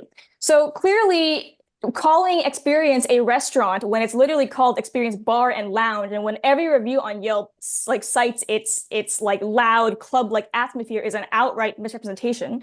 I went ahead and looked even closer into the reviews, and they also host belly dancers. They encourage dancing in general. Clearly, just having a menu that has a tomahawk steak does not a restaurant make. And so I would like to just voice, as someone who actually has to live in this building and does not want to look forward to bass music rattling my windows at 2 a.m., how that the fact that the way that I believe the restaurant or the bar has been originally described is not really how it actually operates, or at least how it does in New Jersey. So I just wanted to raise this evidence to the board. Thank you. Thank you. Anybody else? No. No, there's no one else. Okay, so we got someone who's a member of the board of the building, which suggests that the applicant didn't meet with the board. They say they have significant concerns with the residents. primary issue is the commercial space was sold without the requisite permissions from the building board or consultation with the residents. This lack of proper authorization is troubling and raises questions about the transparency and process involved. In addition, numerous complaints were found from neighbors of their operations at other locations, as we just heard. We're currently engaging our own legal counsel to further assess the situation and explore any potential actions we may need to take. We'll also escalate this to our city council members. We have about 5 others that sort of make the same points, just about, allowing a late night spot on the ground floor of a residential building. Yes, these are all from people in the building. But it sounds like they didn't meet with anyone in the building, which is a little bit troubling. Donald, did you? I have to ask my client, AJ, did you or your team meet with anybody in the building? We only spoke to Super over there, and we didn't meet anybody in the building over there. On top of that, our building will be gym, and more than that will be upstairs apartments. So totally brand new building, concrete building that has very solid structure, and there will be no difficult for like operating over there as a restaurant, So the answer to the question is, you met with the super, but you didn't meet with any of the residents. Well, not just the residents, this is a condo with a condo board. Yeah. It would be it's not like a rental building where it's sometimes hard to find, who's in charge of it. I mean, this has a condo board. Who seems to be opposed to it. Plus the block, all the buildings in the block, right? Yeah. Right. Did you want to say something? I do live on 30th between 7th and 8th as well at 320, right down the block, and the building itself, it's the glass buildings, the glass walls around it. And it also has been an F-rated building since it's been built, like when it first built up, it's been F the whole time. Has been what? An F rating. For energy. Yes. So it just doesn't seem like it's like got an open, it already has like the building itself, like that space. It's opened, it's not a spot for, as much as we appreciate that it's a restaurant, it's not a spot for the type of restaurant that you're wanting to put there. The Experience Lounge, it did say that you had showgirls and at the other one, and that you are I have a couple things on here. Like the restrooms, there's only 5 restrooms in the whole, and you're asking for 212 people on there. I don't know how that's going on, for the they have to get another CFL or what is you had mentioned, yeah. The assembly, the permit for that. Also that you're open at 11 o'clock in the morning, and everything you have on the restaurant, on the menu is steaks, lobsters, this and that. There's, maybe the Nutella you can have for lunch, for breakfast, but there's nothing that says any kind of brunch thing, which you had said that on your other one, that there's brunch provided. There's no prices on your menu. So just wanted to see what those prices would look like, as you are going to be in a residential neighborhood, which does need a restaurant, but prices would be nice. On your thing, it said there's no security plan. Would like a security plan for that. Also, you had said that the notice as well, it wasn't put up, it was put up, like they said, it was one side and the other side, and you really can't see it because on their windows, they have these huge advertisements advertising for this building to rent it. So you walk right past it and you don't even see it. There was nothing on the corners. I think that was it. Yeah, the neighborhood would like a restaurant, but it's just not something, even though it's at 2 AM, it's not. I don't know, I've given the lack of notice to the very building, I'd have real trouble. Well, why don't we ask them to postpone, That's right. meet the co-op, Yeah. bring a sound report, and then see if they can agree. Right. Alan? It seems the owners feel that because they own something in a condominium, that they can do whatever they like with it. And as you were reading, we're following the bylaws, so there is there is a process, even if you own something as a condominium. You can't just go out and do whatever you want, you know, we had the same thing with, the cannabis. Right, the towers. Towers, right, so there is a process, you can't just go out and do, you know, put in whatever you like. There's a condominium board that you need to, adhere to the bylaws that we're reading. Yeah, my sense is, okay, I have some questions. So first of all, are the doors on 8th Avenue on West 30th Street? 8th Avenue. Main entrance is on 8th Avenue. Okay, so there is no entrance on 30th Street, I right? don't see anything on 30th.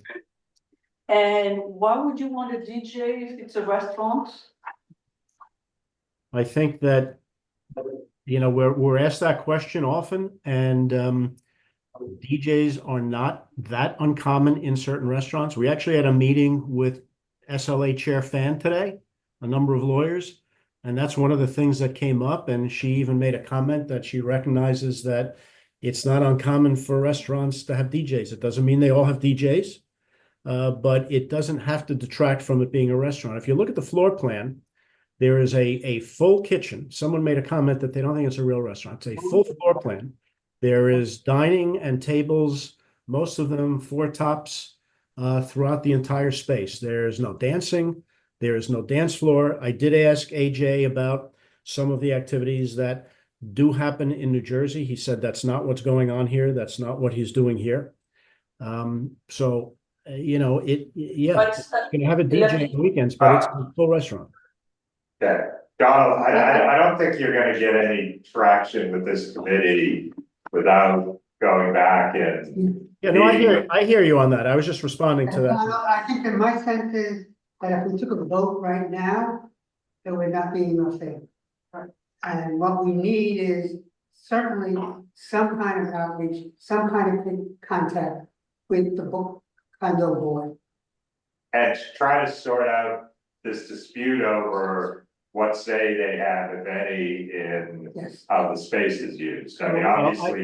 I can deal with that, but I don't think that's a matter for the community board. I think that that is a matter that probably is beyond. I don't think that you're going to want to get into an issue, but my understanding is that it is not required, that this is a separately owned condominium unit. But then maybe you can explain that to them, and the problem is things seem to have gotten off on a bad footing here. Yeah, that's fine. So let me just explain to my client. So AJ, what they're, I think, saying is that they would like us to come back next month.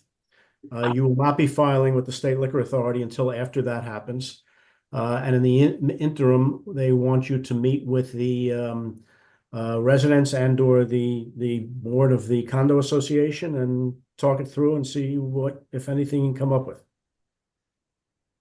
But this condominium, that retail condominium, is totally different identity than whole building. But they're your neighbors. But they're your neighbors. It's It's not a legal issue of whether they're the people that live in the building and they're affected by it. Some of them have written and spoken tonight. They have concerns, and what the board is telling you is if they're pushed to a vote tonight, it may not be so favorable. So you're probably better off kicking it over a month and meeting with the board and the residents and answering their questions and We'll go from there. Yeah, Okay, that's fine. okay, well, postpone then. Thank you. All right, wait, are you okay? Donald, are we okay? Yeah, he said, okay, if he's okay, I'm okay. Okay. All right, thank you. Thanks, everyone. See you next month. Donald, Yep. so when will be the next to see them? It's gonna be the October 8th is our next meeting. October 8th. Yep. Yeah. And I'm sorry to interrupt. Donald, if you could just find out when we could have a meeting with the board so that Well, we. we'll talk about that offline. We don't have to talk about that in front of her. Yeah. Okay. Okay, thank you. Thank you. Item number 10-313 10th Avenue, Taqueria on 10. Motion for. No, this No, this is. This had a bad. This is. They filed the SLA with that felon. Yes. Yeah. We don't like that. They applied, we sent them administrative letters.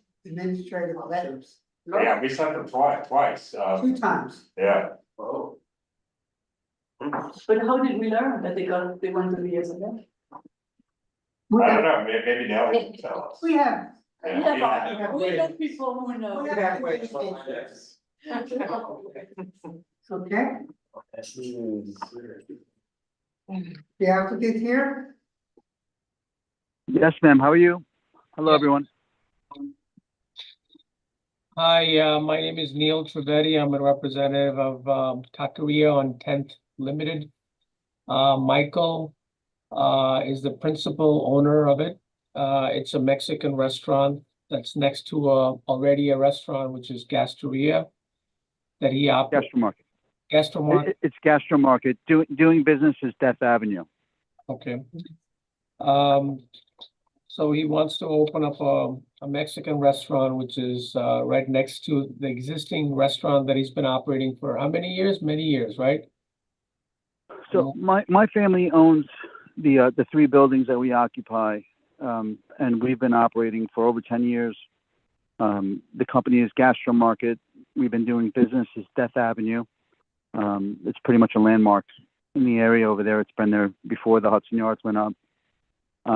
We're adjacent to the High Line, and the space that I'm changing over right now is a space that we were using as a tap room.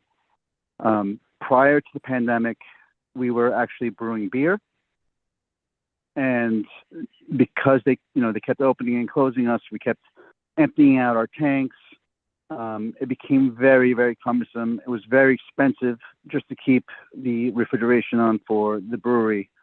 It was costing $4,000 a month just for the brewery bill. And I decided to pull the plug and no longer brew beer. It wasn't as if I really needed to do so because we were operating as a restaurant. And what we did with 313, which was the tap room, is we converted it into a taqueria. So that's the background. Yeah, can you tell us how come you didn't send us a 30-day notice of your application? Can you repeat that? I'm sorry, I'm having a hard time hearing. You evidently back in June and July, or July and August rather, we had to write to the SLA to urge them to deny this because we didn't get a 30-day notice, which is that you were going to apply to the SLA, which is required. What happened there? This I'll may let be my a lawyer. question for your representative. I mean, I have a notice here that was that's August 15, 2024, which is just last month. Right, but our understanding is, Nellie, Nellie, you on? Yes, I'm here. So what happened chronologically here? I received notice from the State Liquor Authority that they were scheduled for 500-foot hearings. And I notified the SLA that we did not get notification for 30-day notices and that to deny them because we. And this was back in July, right? This was in 2023, and then there was one for 2023, and then also this past July. So we sent them 2 administrative letters asking for denial. Yeah. Yes. So you folks all know, just to put it on the record, this is news to me. I didn't know why it was taking so long. And It's not the issue. The question is, why did you file with the SLA? And not inform us.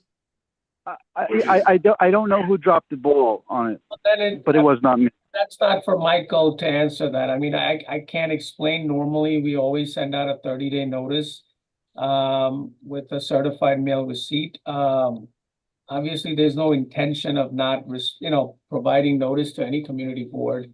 Yeah, obviously. I've been very eager to move this along. I've been very, very eager to get this closed and solidify this. This So happened not once. This has not happened once. It's happened. Yeah, that's crazy. Twice, which to me That's seems crazy. intentional. Yeah, that's crazy. And I want you to know it's not for me. It's not on my behalf. And I can document that. I can show you I'm reaching out to the SLA asking them what the hell's going on. Why is this taking so long? Because it's going on 2 years that I've been waiting for this change. So if you can take my word for it, I do apologize. And it's not on my behalf. We're not asking for an apology, sir. We're asking, why did you apply to the SLA without letting us know? Yeah, and again, I don't know why you don't know. I feel that this was my attorney. You're responsible. I find that hard to believe. What was that? Okay, all right. I guess putting aside the past history, the application seems pretty straightforward. Nellie, do we have anyone from the community about it? No, there's no one. Okay. We've been operating there for a very long time. I mean, we're good with our neighbors. I'm sure some of you have visited our restaurant. We run a nice upscale, restaurant. There's no belly dancing. There's no, loud music. There's no DJs. We close somewhat on the early, on the early side. Michael, calm down. Yeah. So I'm not sure it could be a failure on behalf of whoever was It's the representing attorney, it. yeah, the attorney, his attorney didn't do it. Yeah. And it sounds like they've been waiting, wondering why it's not happening. Right, We've been so sending denial letters because the they tell us. applicant thought the attorney did everything he was supposed to, he paid him to do something and he didn't do it. Well, there's nothing we can do about that. No, I think the application is fine. correct, I have no problem with this application.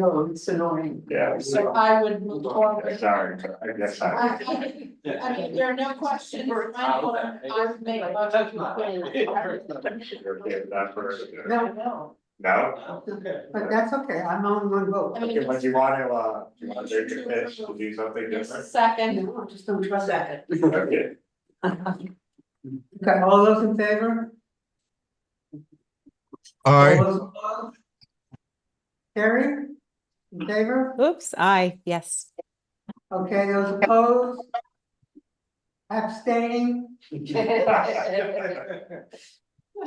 very much. I get you. All right. Last man standing. Thank you for telling us this time about it. Don't let it happen Thank you very much. Okay. Yeah, don't let it happen. Okay, item number 11, 330 West 38th Street, Skip, Midtown. This is. This is the one with Christine's. Right. Okay, so again, I'm the representative on this application as well. Okay, so Nahal, before you get started, I've been hearing that our office, Nellie, our office liaison's been trying to contact you about a number of things and has not been hearing back from you. Including that there's just a lot of incomplete information on the form. But also, as you're gonna hear from one of our committee members, there doesn't seem to have been any kind of meaningful outreach to the neighbors in the community. And it also sounds like you had an event in this space this week, last week? Yes, sir. Okay. Christine, you wanna tell a little more about what? Well, yeah, so first of all, I mean, the application makes no sense. It's not filled. Why is that? No, it is billed. No, it's not. But you don't have any capacity numbers on page 2. You don't have the hours. You have no hours, You don't have any capacity. So. But I don't know what we can make. Because it's a catering establishment. So Still, a catering establishment as They ours. open and close. it's a gathering event. It's not something specific where we keep open. If we're having a gathering of a professional, a showing or networking event, then we would open it, but otherwise it's not open. But you have Capacity. capacity, and we Well, wanna know the latest you would ever have an event open.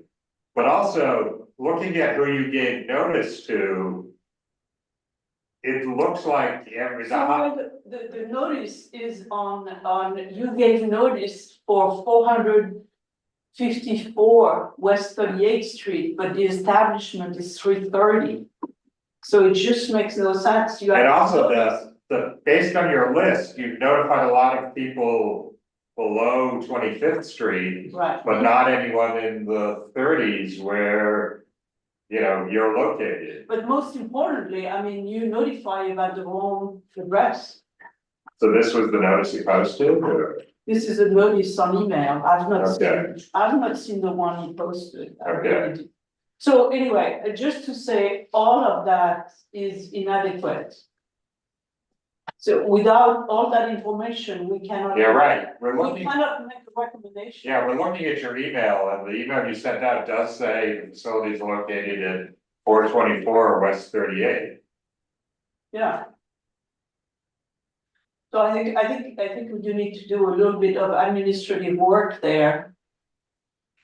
And come back next Before, month. and come back next month, but then, let me tell you what I've seen, so I live right next door on your list of, showing the properties. You are showing my building as a commercial building, but in fact, it's a mixed-use building with a residential portion, so that's not accurate. And I was walking on the street, which has very narrow sidewalk. And there was an event yesterday and the day before, and the people were very nice, but they were all over the place. We couldn't walk on the sidewalk. So, you know, whatever activity you want to have, you need to have a waiting area inside the space and not outside. Because it was literally impossible to walk. And again, all the people were very polite and very sweet, but you know, the space to walk there is barely 6 feet. And once you had the people waiting, it didn't work. So these are practical things that don't work. There was a way inside, it's just people that were waiting to get in. You need to have a plan. Yeah, we need to have a bigger plan, to have a bigger place inside, because we can't have people on nearly the whole length of the street waiting to get inside. If there had been a handicapped person with wheelchair, they couldn't go through, I could go through because I went in the street, you know, but that's not really the way it should work. Well, and this is also why the capacity numbers are important. I mean, you haven't told us if there's 100 people or 1,000 people potentially in this venue. The landlord is working on the with the architect in order to get the proper CO. Right now, we're keeping it very minimum to less than, 74, about less, it's a gathering of event, right? You could have 74, there were 74 people outside. I mean, something is not adding up. Yeah. Everybody was outside having a good time, which was great. Yeah, you need an open and a close. When would it be earliest open and when would the latest close be? Those have to be set times. And what the maximum number of And then we people need are. capacity, and then you need to need, know. and then you need soundproofing, Yeah. because those places are right. It is soundproof. It is soundproof. How do you know that? It is soundproof. How do you know that? My client told me. Oh, well, that's good. Okay, all right. Right. Look, well, obviously, if only because of the notice, you told you sent an email out to people with the wrong address. So So why no one, don't you, I mean, I know she's smiling about it, but why don't you allow my client to speak on the soundproofing of it? I mean, she's What? knowledgeable of it. Unless he's a soundproof engineer. Right. His opinion's not really gonna. I can tell you, I am in one of those big buildings next door, right, like very solid. They have just installed a recording studio on the basement. Above that, there are 6 floors of commercial. And then I can hear what they are doing, and I'm on the 11th floor. So, you know, you need to make a lot of soundproofing in those buildings because it goes up through the pipes and it goes up through different things. I'm not telling you that to aggravate you. I'm telling you that because it has happened to me. And then you need to know that this whole street is now 3/4 residential. So it looks like very commercial, but it's 3/4 residential. So Yeah, I think the we best, need to be really concerned about the fact that these are hours, capacity. yeah, I think the best route to you, All the of best route for you currently, hearing what's going on in the, and what people are saying, is to withdraw, postpone, and come back with answers. And notify the residents. and not go to the SLA Right. directly. I agree. I would personally like to withdraw this, knowing that it was not submitted correctly. And I apologize on behalf of every team member of ours, however this happened, but we will come back and do this correctly. Okay, but it's also important, Christine, is there like, are there block associations or? No, sometimes I play the role of the block association, I communicate with the other. Do you want them to reach out to you directly or? Sure. Okay, all right, so we will, we have a board member, as you heard, who lives, next door on the same block. Literally 2 blocks, two Okay. buildings away. So she'll help you coordinate, but again, you've heard what has to happen, you have to send notice that has the right address. Fill out completely the application. The hours, the capacity, think about soundproofing and how Security you do plan. that, security, how are you gonna handle people waiting? Queuing, yeah. There's just a lot you may have thought through, but it did get communicated to us. So, so you'll agree to postpone a month and then not file with the SLA until you come back here, right? Correct. And thank you so Okay. much. All right, Thank thank you. you. Okay, Look at that, try to be recorded. number 1, are you still here? Oh, we have the sidewalk. Kurt, Yes? they've decided to postpone to October. Oh, another. Number 1. I think we. Number have a 1, rec- yeah. We, phones. Number 1, because we. You're gonna have that, you're gonna have to have 2 days. Get them to wait long enough. Yeah. Okay, item number 1. Okay. Now we get into everybody's favorite, Oh, yeah. outdoor dining. All right, next one is 626 10th Avenue, catered by Pergola, 826. 826, sorry. Hello, everyone. Can you hear me? Hi there, yes. Hi, Motaz Ali, and next to me is my partner, Hisham Idris. We're the owner operators of Gardenia Terrace LLC, or catered by Pergola LLC. And we're applying. We do have an existing sidewalk cafe and a roadway cafe as well. And since the Department of Transportation took over the licensing, we were advised after we applied to submit a new application with the community board. But the actual sidewalk cafe that we have, without any changes, it existed since 2017. Good standing, no problems with the neighbors, and the roadway cafe existed since COVID, and we are in the process of applying with the DCA, with the DOT to acquire the license. Okay, but you're only applying for a sidewalk cafe, correct? Correct, but it does exist. Right, but what is going forward? You only want a sidewalk cafe, is that right? No, we applied for. You're not gonna have the roadway anymore. No, we applied for both. Okay, because we have not gotten the road, Nelly, we haven't gotten the roadway yet, correct? No, we do not. We only have for the sidewalk. So that's only what's before us right now, the sidewalk. Right, Did but you apply at the same time? yes, For sir. both? It's one application for both.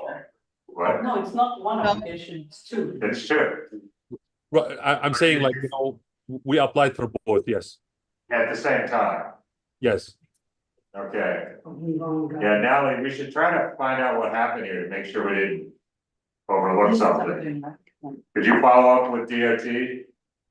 Yes, and the No, informed. we'll do that. And on the sidewalk cafe, I went and looked at it and it does the distances and the obstructions and everything are okay, so I don't have any issues with that. I have a question, you say we already have it, but you showed us pictures without it.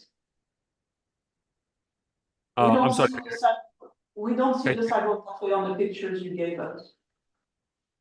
On the Yeah, photo? there wasn't anything there when I went by either. Oh, that's probably because we took the photos in the daytime before it's set up. Oh, you take it in every night?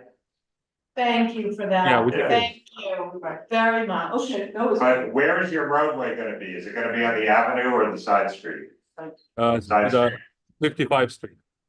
Okay, all right, so all we're voting on tonight is the sidewalk cafe. We're good. All right, but also to be clear, we're voting on two things, so they don't have to come back on this. It's to send DOT our approval, but also to approve the alteration to the liquor license when they can do that. So to be on both of those. All those in favor? But we should Aye. find out where's the other Okay. application. because I they do have are- one question. Since the application that we submitted was for, we submitted both application, what would be the next step to for the roadway cafe? Do we need to contact the Yeah, but you don't want to do the anything DOT? else, application, the second. Sorry, I didn't hear that. Can you say that once more, please? Oh, what I'm saying is that we submitted both applications to the DOT, but now we're discussing only the sidewalk cafe, so I need to follow up with the DOT why it didn't make it to the community board agenda. Well, we will follow up with the DOT first to find out what happened. The way it works is when they get you submit to the DOT. Correct. The DOT reviews it and then sends it to us on a form that looks like this. Right. And we only got one for the sidewalk. But the problem is that they were hoping to get the SLA alteration for both. But they And didn't. now they are going to get only for one and they are going to. Well, they haven't been approved by the DOT. They can't even file with the SLA until the DOT approves it. So they're not. But so are. No, approval after our, final approval after our comments and everything. Ted? Actually, we did follow with the DOT regarding the application, and they sent it to the fire department because all roadway cafe have to be approved by the fire department. So it's in process. So I was surprised that it didn't make it to the community board. That's why we haven't received anything yet. So we're. Frankfurt, Yeah, Yeah, I just checked my emails. They only sent me for the roadway, for the sidewalk cafe. They did not send me anything for the roadway. So they Okay. must still be reviewing it, and it's not. yeah, it's in process. Can you check with DOT, make sure though? Yes. Confirm that. Okay, Yeah, we'll do. I'm in direct contact with them. I'll send them an email. Okay, thank you. Thank Item number 13, 668 10th Avenue, Anejo LLC. okay, This is also sidewalk. yeah, we can do this one quickly. The applicant was very cooperative. Christine and I went to look at it once. I went back a second time. They've made major modifications because there are a lot of obstructions. It's a corner spot, but there are a lot of tree pits. There are the pedestrian ramps. So they have modified it several times, and we are happy with the final modification, which So we have a new plan. you can see. There's a new plan. It now has 12 tables and 24 seats. Okay. Is the applicant here, do you want to say any more, or? No, I'm okay. About everything, Frank. Thank you. Okay, thanks for all your help. I know you spent a lot of time with us. I And again, appreciate. again, our vote would be for both the DOT approval and an approval of alteration of the liquor license. Motion to approve. Nelly, any community people? No, there's no one. Okay, motion? All in favor? Aye. Opposed? President Eligible, abstaining? Okay, thank you. Okay, those were the easy ones. Thank you so much. Thank you. Item number 14, which is 602 9th Avenue, Agios Marcos Corporation. It's actually 14 and 15, because there's a separate Yes. application for the sidewalk. Yes. 14 and 15. This is 43rd Street and 9th Avenue. The applicant here? Want to give the background? Yeah, well, Nelly is the applicant here. Yes, I believe they're on. Okay. Okay. You can unmute. Tell us about your application, please.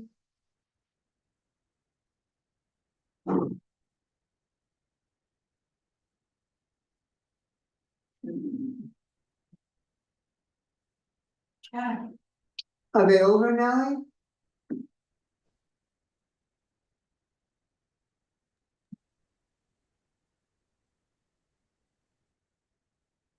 They're on. I think they're having trouble unmuting. Yeah. Pardon me, can you hear me now? Yes, we can. 1 second as I allow my camera on. Okay, so Christine and I went and looked at your location last week. And then I emailed you on Friday, I guess, to ask you to call so we can talk about some of this in advance, but for whatever reason, I never heard from you. But we have some issues with both the roadway and the 9th Avenue seating. And I think I'll let Christine talk about those. So this is the corner of 43rd and 9th. It's a coffee shop. You don't have a liquor license, right? This is just No. outdoors. Correct. Okay, so they want a roadway, they have a roadway structure on 43rd Street. And they'd also like sidewalk seating on both 9th Avenue and 43rd. Want to do the roadway first, Christine? Yes. Yeah, first of all, a very nice store. I go there for. Thank you. I liked it. So the roadway seems to be okay. It looks like it's very close to the tree. And I think we need more space between the roadway and the tree. But the biggest concern is that, I mean, obviously, are you going to change the design? So ultimately, we just wanted to build the barrier on the outside, and that internal thing, we wanted as many chairs as possible to fit in there. I'm looking over the drawings right now. I see. I'm talking about the structure itself. The sides, I mean, structure? Windows. The windows are not, you're not supposed to have windows anymore, or a roof like that. Correct. We wanted to wait until we see how this filing proceeds so that we can make decisions, but ultimately we want to make a roadway cafe without any flooring, without anything, just the barrier. We have in the section 3 stuff for vertical screenings and overhead coverings. That's because we exceed the 20-foot limit from that sign, 50-foot limit, excuse me, from that sign, so that we would potentially be able to put an umbrella or something like that in there. But no, we don't want to enclose it. We're not going to have any kind of visually obstructing things from the sign. And yeah, does that answer your question, ma'am? Just because I mean, you know, we have heard from the rest of the 43rd Street Block Association, etc., that there have been a lot of concern about your operation, the roadway, and you know, homeless people, drugs, etc. Unfortunately, yeah, that's how it works now. That's why moving forward and understanding that we have to move this roadway cafe out of the road after a while, we didn't want a floor, we didn't want anything too crazy built. We need the barriers, understandably, with the 100 or 150 pounds per linear foot, and that is more than acceptable. Outside So of that, that's- we minimal structure, minimal construction, so it's easy to move in and out. But you are gonna use it, right? Because it. No, I no, walk- sir. No, No, no, I sir. mean, you are gonna use the roadway under the new system, right? Because you haven't been using it all that much. It's been locked much of the time. Most of the time it has been, unfortunately, yeah. That's why, again, if it's open, it's gonna be easier for us to maintain the space, and therefore, I feel like we'll deter some of that issue that we've been having. So I think we have no comments on the roadway. So we can vote on that. Well, let's give all one. Let's do it. So on 43rd Street, Yeah. the tables you have on the side street, this is the sidewalk cafe now? Sidewalk cafe now. Yeah. Yes. Okay, so we went and looked at it and, you know, you say you're gonna limit the sidewalk cafe to, I think, 18 feet and 9 inches, which is what you need to do. Correct. To clear the tree bed. However, it seemed highly unlikely that you can actually fit 5 tables in that space. Because at the moment you have 6 tables and they go about 24 feet. Right. Okay. So do you think you should get rid of one of those tables? It seems like it's gonna be very tight. And Absolutely. If that makes it easier. We just wanted to have the maximum if possible when we filed for this, so. I think if you could get rid of 1 table and have 4, that would be great. Okay, You absolutely. have the same amount of space, you have the 18 feet, 9 Right. inches, 4 tables. And then on 9th Avenue, you wanted to have, I think, 2 tables, but I'll let Christine talk about. Right, The so issues the guidelines require you to have a barrier. Right. If you put the barrier, you are not going to be able to have the cafe because the new guidelines is 10 feet clearance. Minimum. Yeah, Uh-huh. Okay, So- 1 second, let me so- make note of that. yeah, so, you know, we all understand From the that. tree? 10 feet from the tree? No, we're talking about, 10 feet of clearance, of walking clearance, so there is the pole for the crossing, right? And you Right. wouldn't have 10 feet from that. Or 10 feet from everywhere else. So if we extend that thing by 2 feet, understanding that we need the 3-foot maneuvering clearance for waitresses and such, do you think that 1 table there would be? Yeah, I think you could get one Yeah? table. Now this Yeah. one, I don't think 4, but if I put 3, just in case if there's 3 chairs outside, is that reasonable? I think 3 chairs is a problem because you're going to have 1 chair in the serving aisle. presumably. Okay, okay, understood, I think understood. 2 chairs is fine. Okay, okay. you've got a lot of roadway seats. And you Right, know, right. this is a very crowded corner, so. So how many tables we're talking, 3 tables? 4 on one side, 1 4 on the and other. 1 on 9th Avenue. Okay, so you're okay with that? Those Yes. changes? Okay. Okay.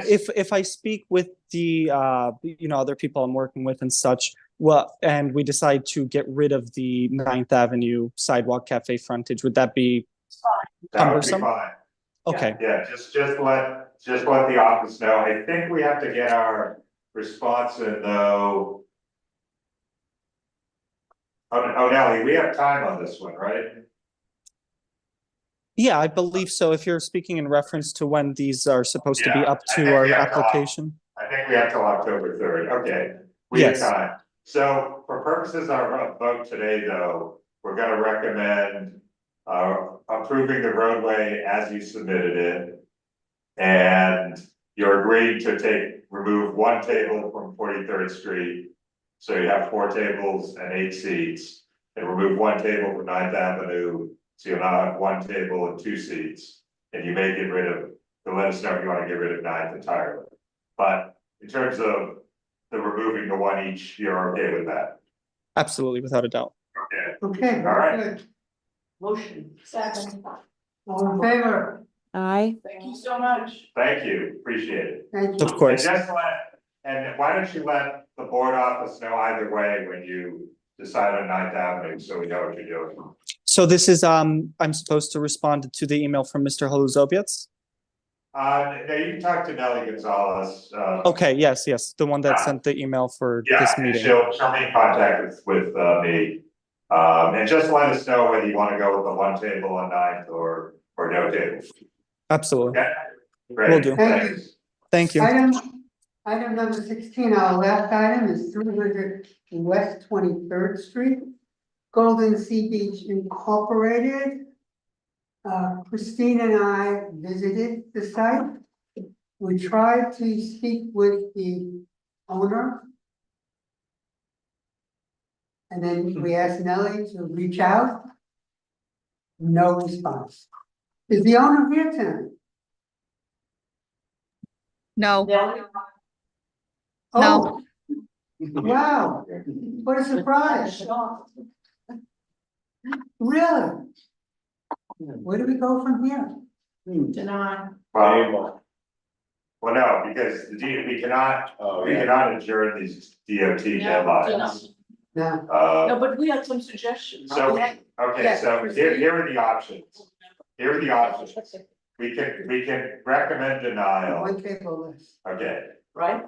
I think we're down to 2 options on this. We Okay. recommend denial outright, Unless. or there's an option that says we recommend modifications to which the We applicant should do says that. not agree, which they're not agreeing because they're not here. We should do that. You wanna do that for? Okay, I would do our recommendations, it gives us more Modifications, leverage. yeah. we felt that they had too much, they were using more space than they were allocated. Oh, I remember, they were in front of the door. They needed to at least eliminate one table. Right. And they were also too far into the street. Right, so now we're. Okay, Yes. so Bert, we have, I think, a week to get this in. Can you work with Nellie to, what we Language, wanna say? language. Yeah, I thought you ordered it, but. no, you did right. That was, you sent us an email. Did I? Somebody did. I'll check it. Yeah. Good. Okay, so we need to vote on that, I guess. Okay, So we're gonna recommend modifications to it. yeah, one less table, and then And now, that's- So how many tables total? oh, I don't remember. There's 7 in total. So 6. There's an existing, There are 7 currently. yeah, there's an Right. existing, they have a street space. They just want to put it under the new rules. And they don't, And so this isn't for sidewalk, it's just for. no, It's a roadway. it's a roadway. It's just that graffiti shed. Yeah, it's a sushi place. They used to When you use it say a lot narrow. and they haven't used it much Because lately. That's an 8 feet of it. Their thing is about 9 feet, Okay, and it's encroaching on the bus lane. Correct. So they need to make it 8 make it feet. compliant. Really? because There's 8 Well, foot. and it has roofs and it has to be cut down to the new model anyway. Yeah, Cause it's, yes, the old, exact. Everything has to be removed by November. Okay, right, so so, yeah. Okay, with the modifications that we're proposing, all in favor? yeah. Opposed? It's a miracle. Mike, was that it? Wow. Yeah. Carried? I saw that as a- Okay. Well, thanks for starting a half hour earlier, everybody. We're gonna get out of here by 8:30 tonight. Wow. It's- And we have a record, we have 6 postponements. What time do you think it will get out next month? You may have to do this in 2 nights, folks. All right, Ellie, anything else? Okay, No. Are we good to go? we're good to go. Okay. Night, everyone. Good night. Thank you.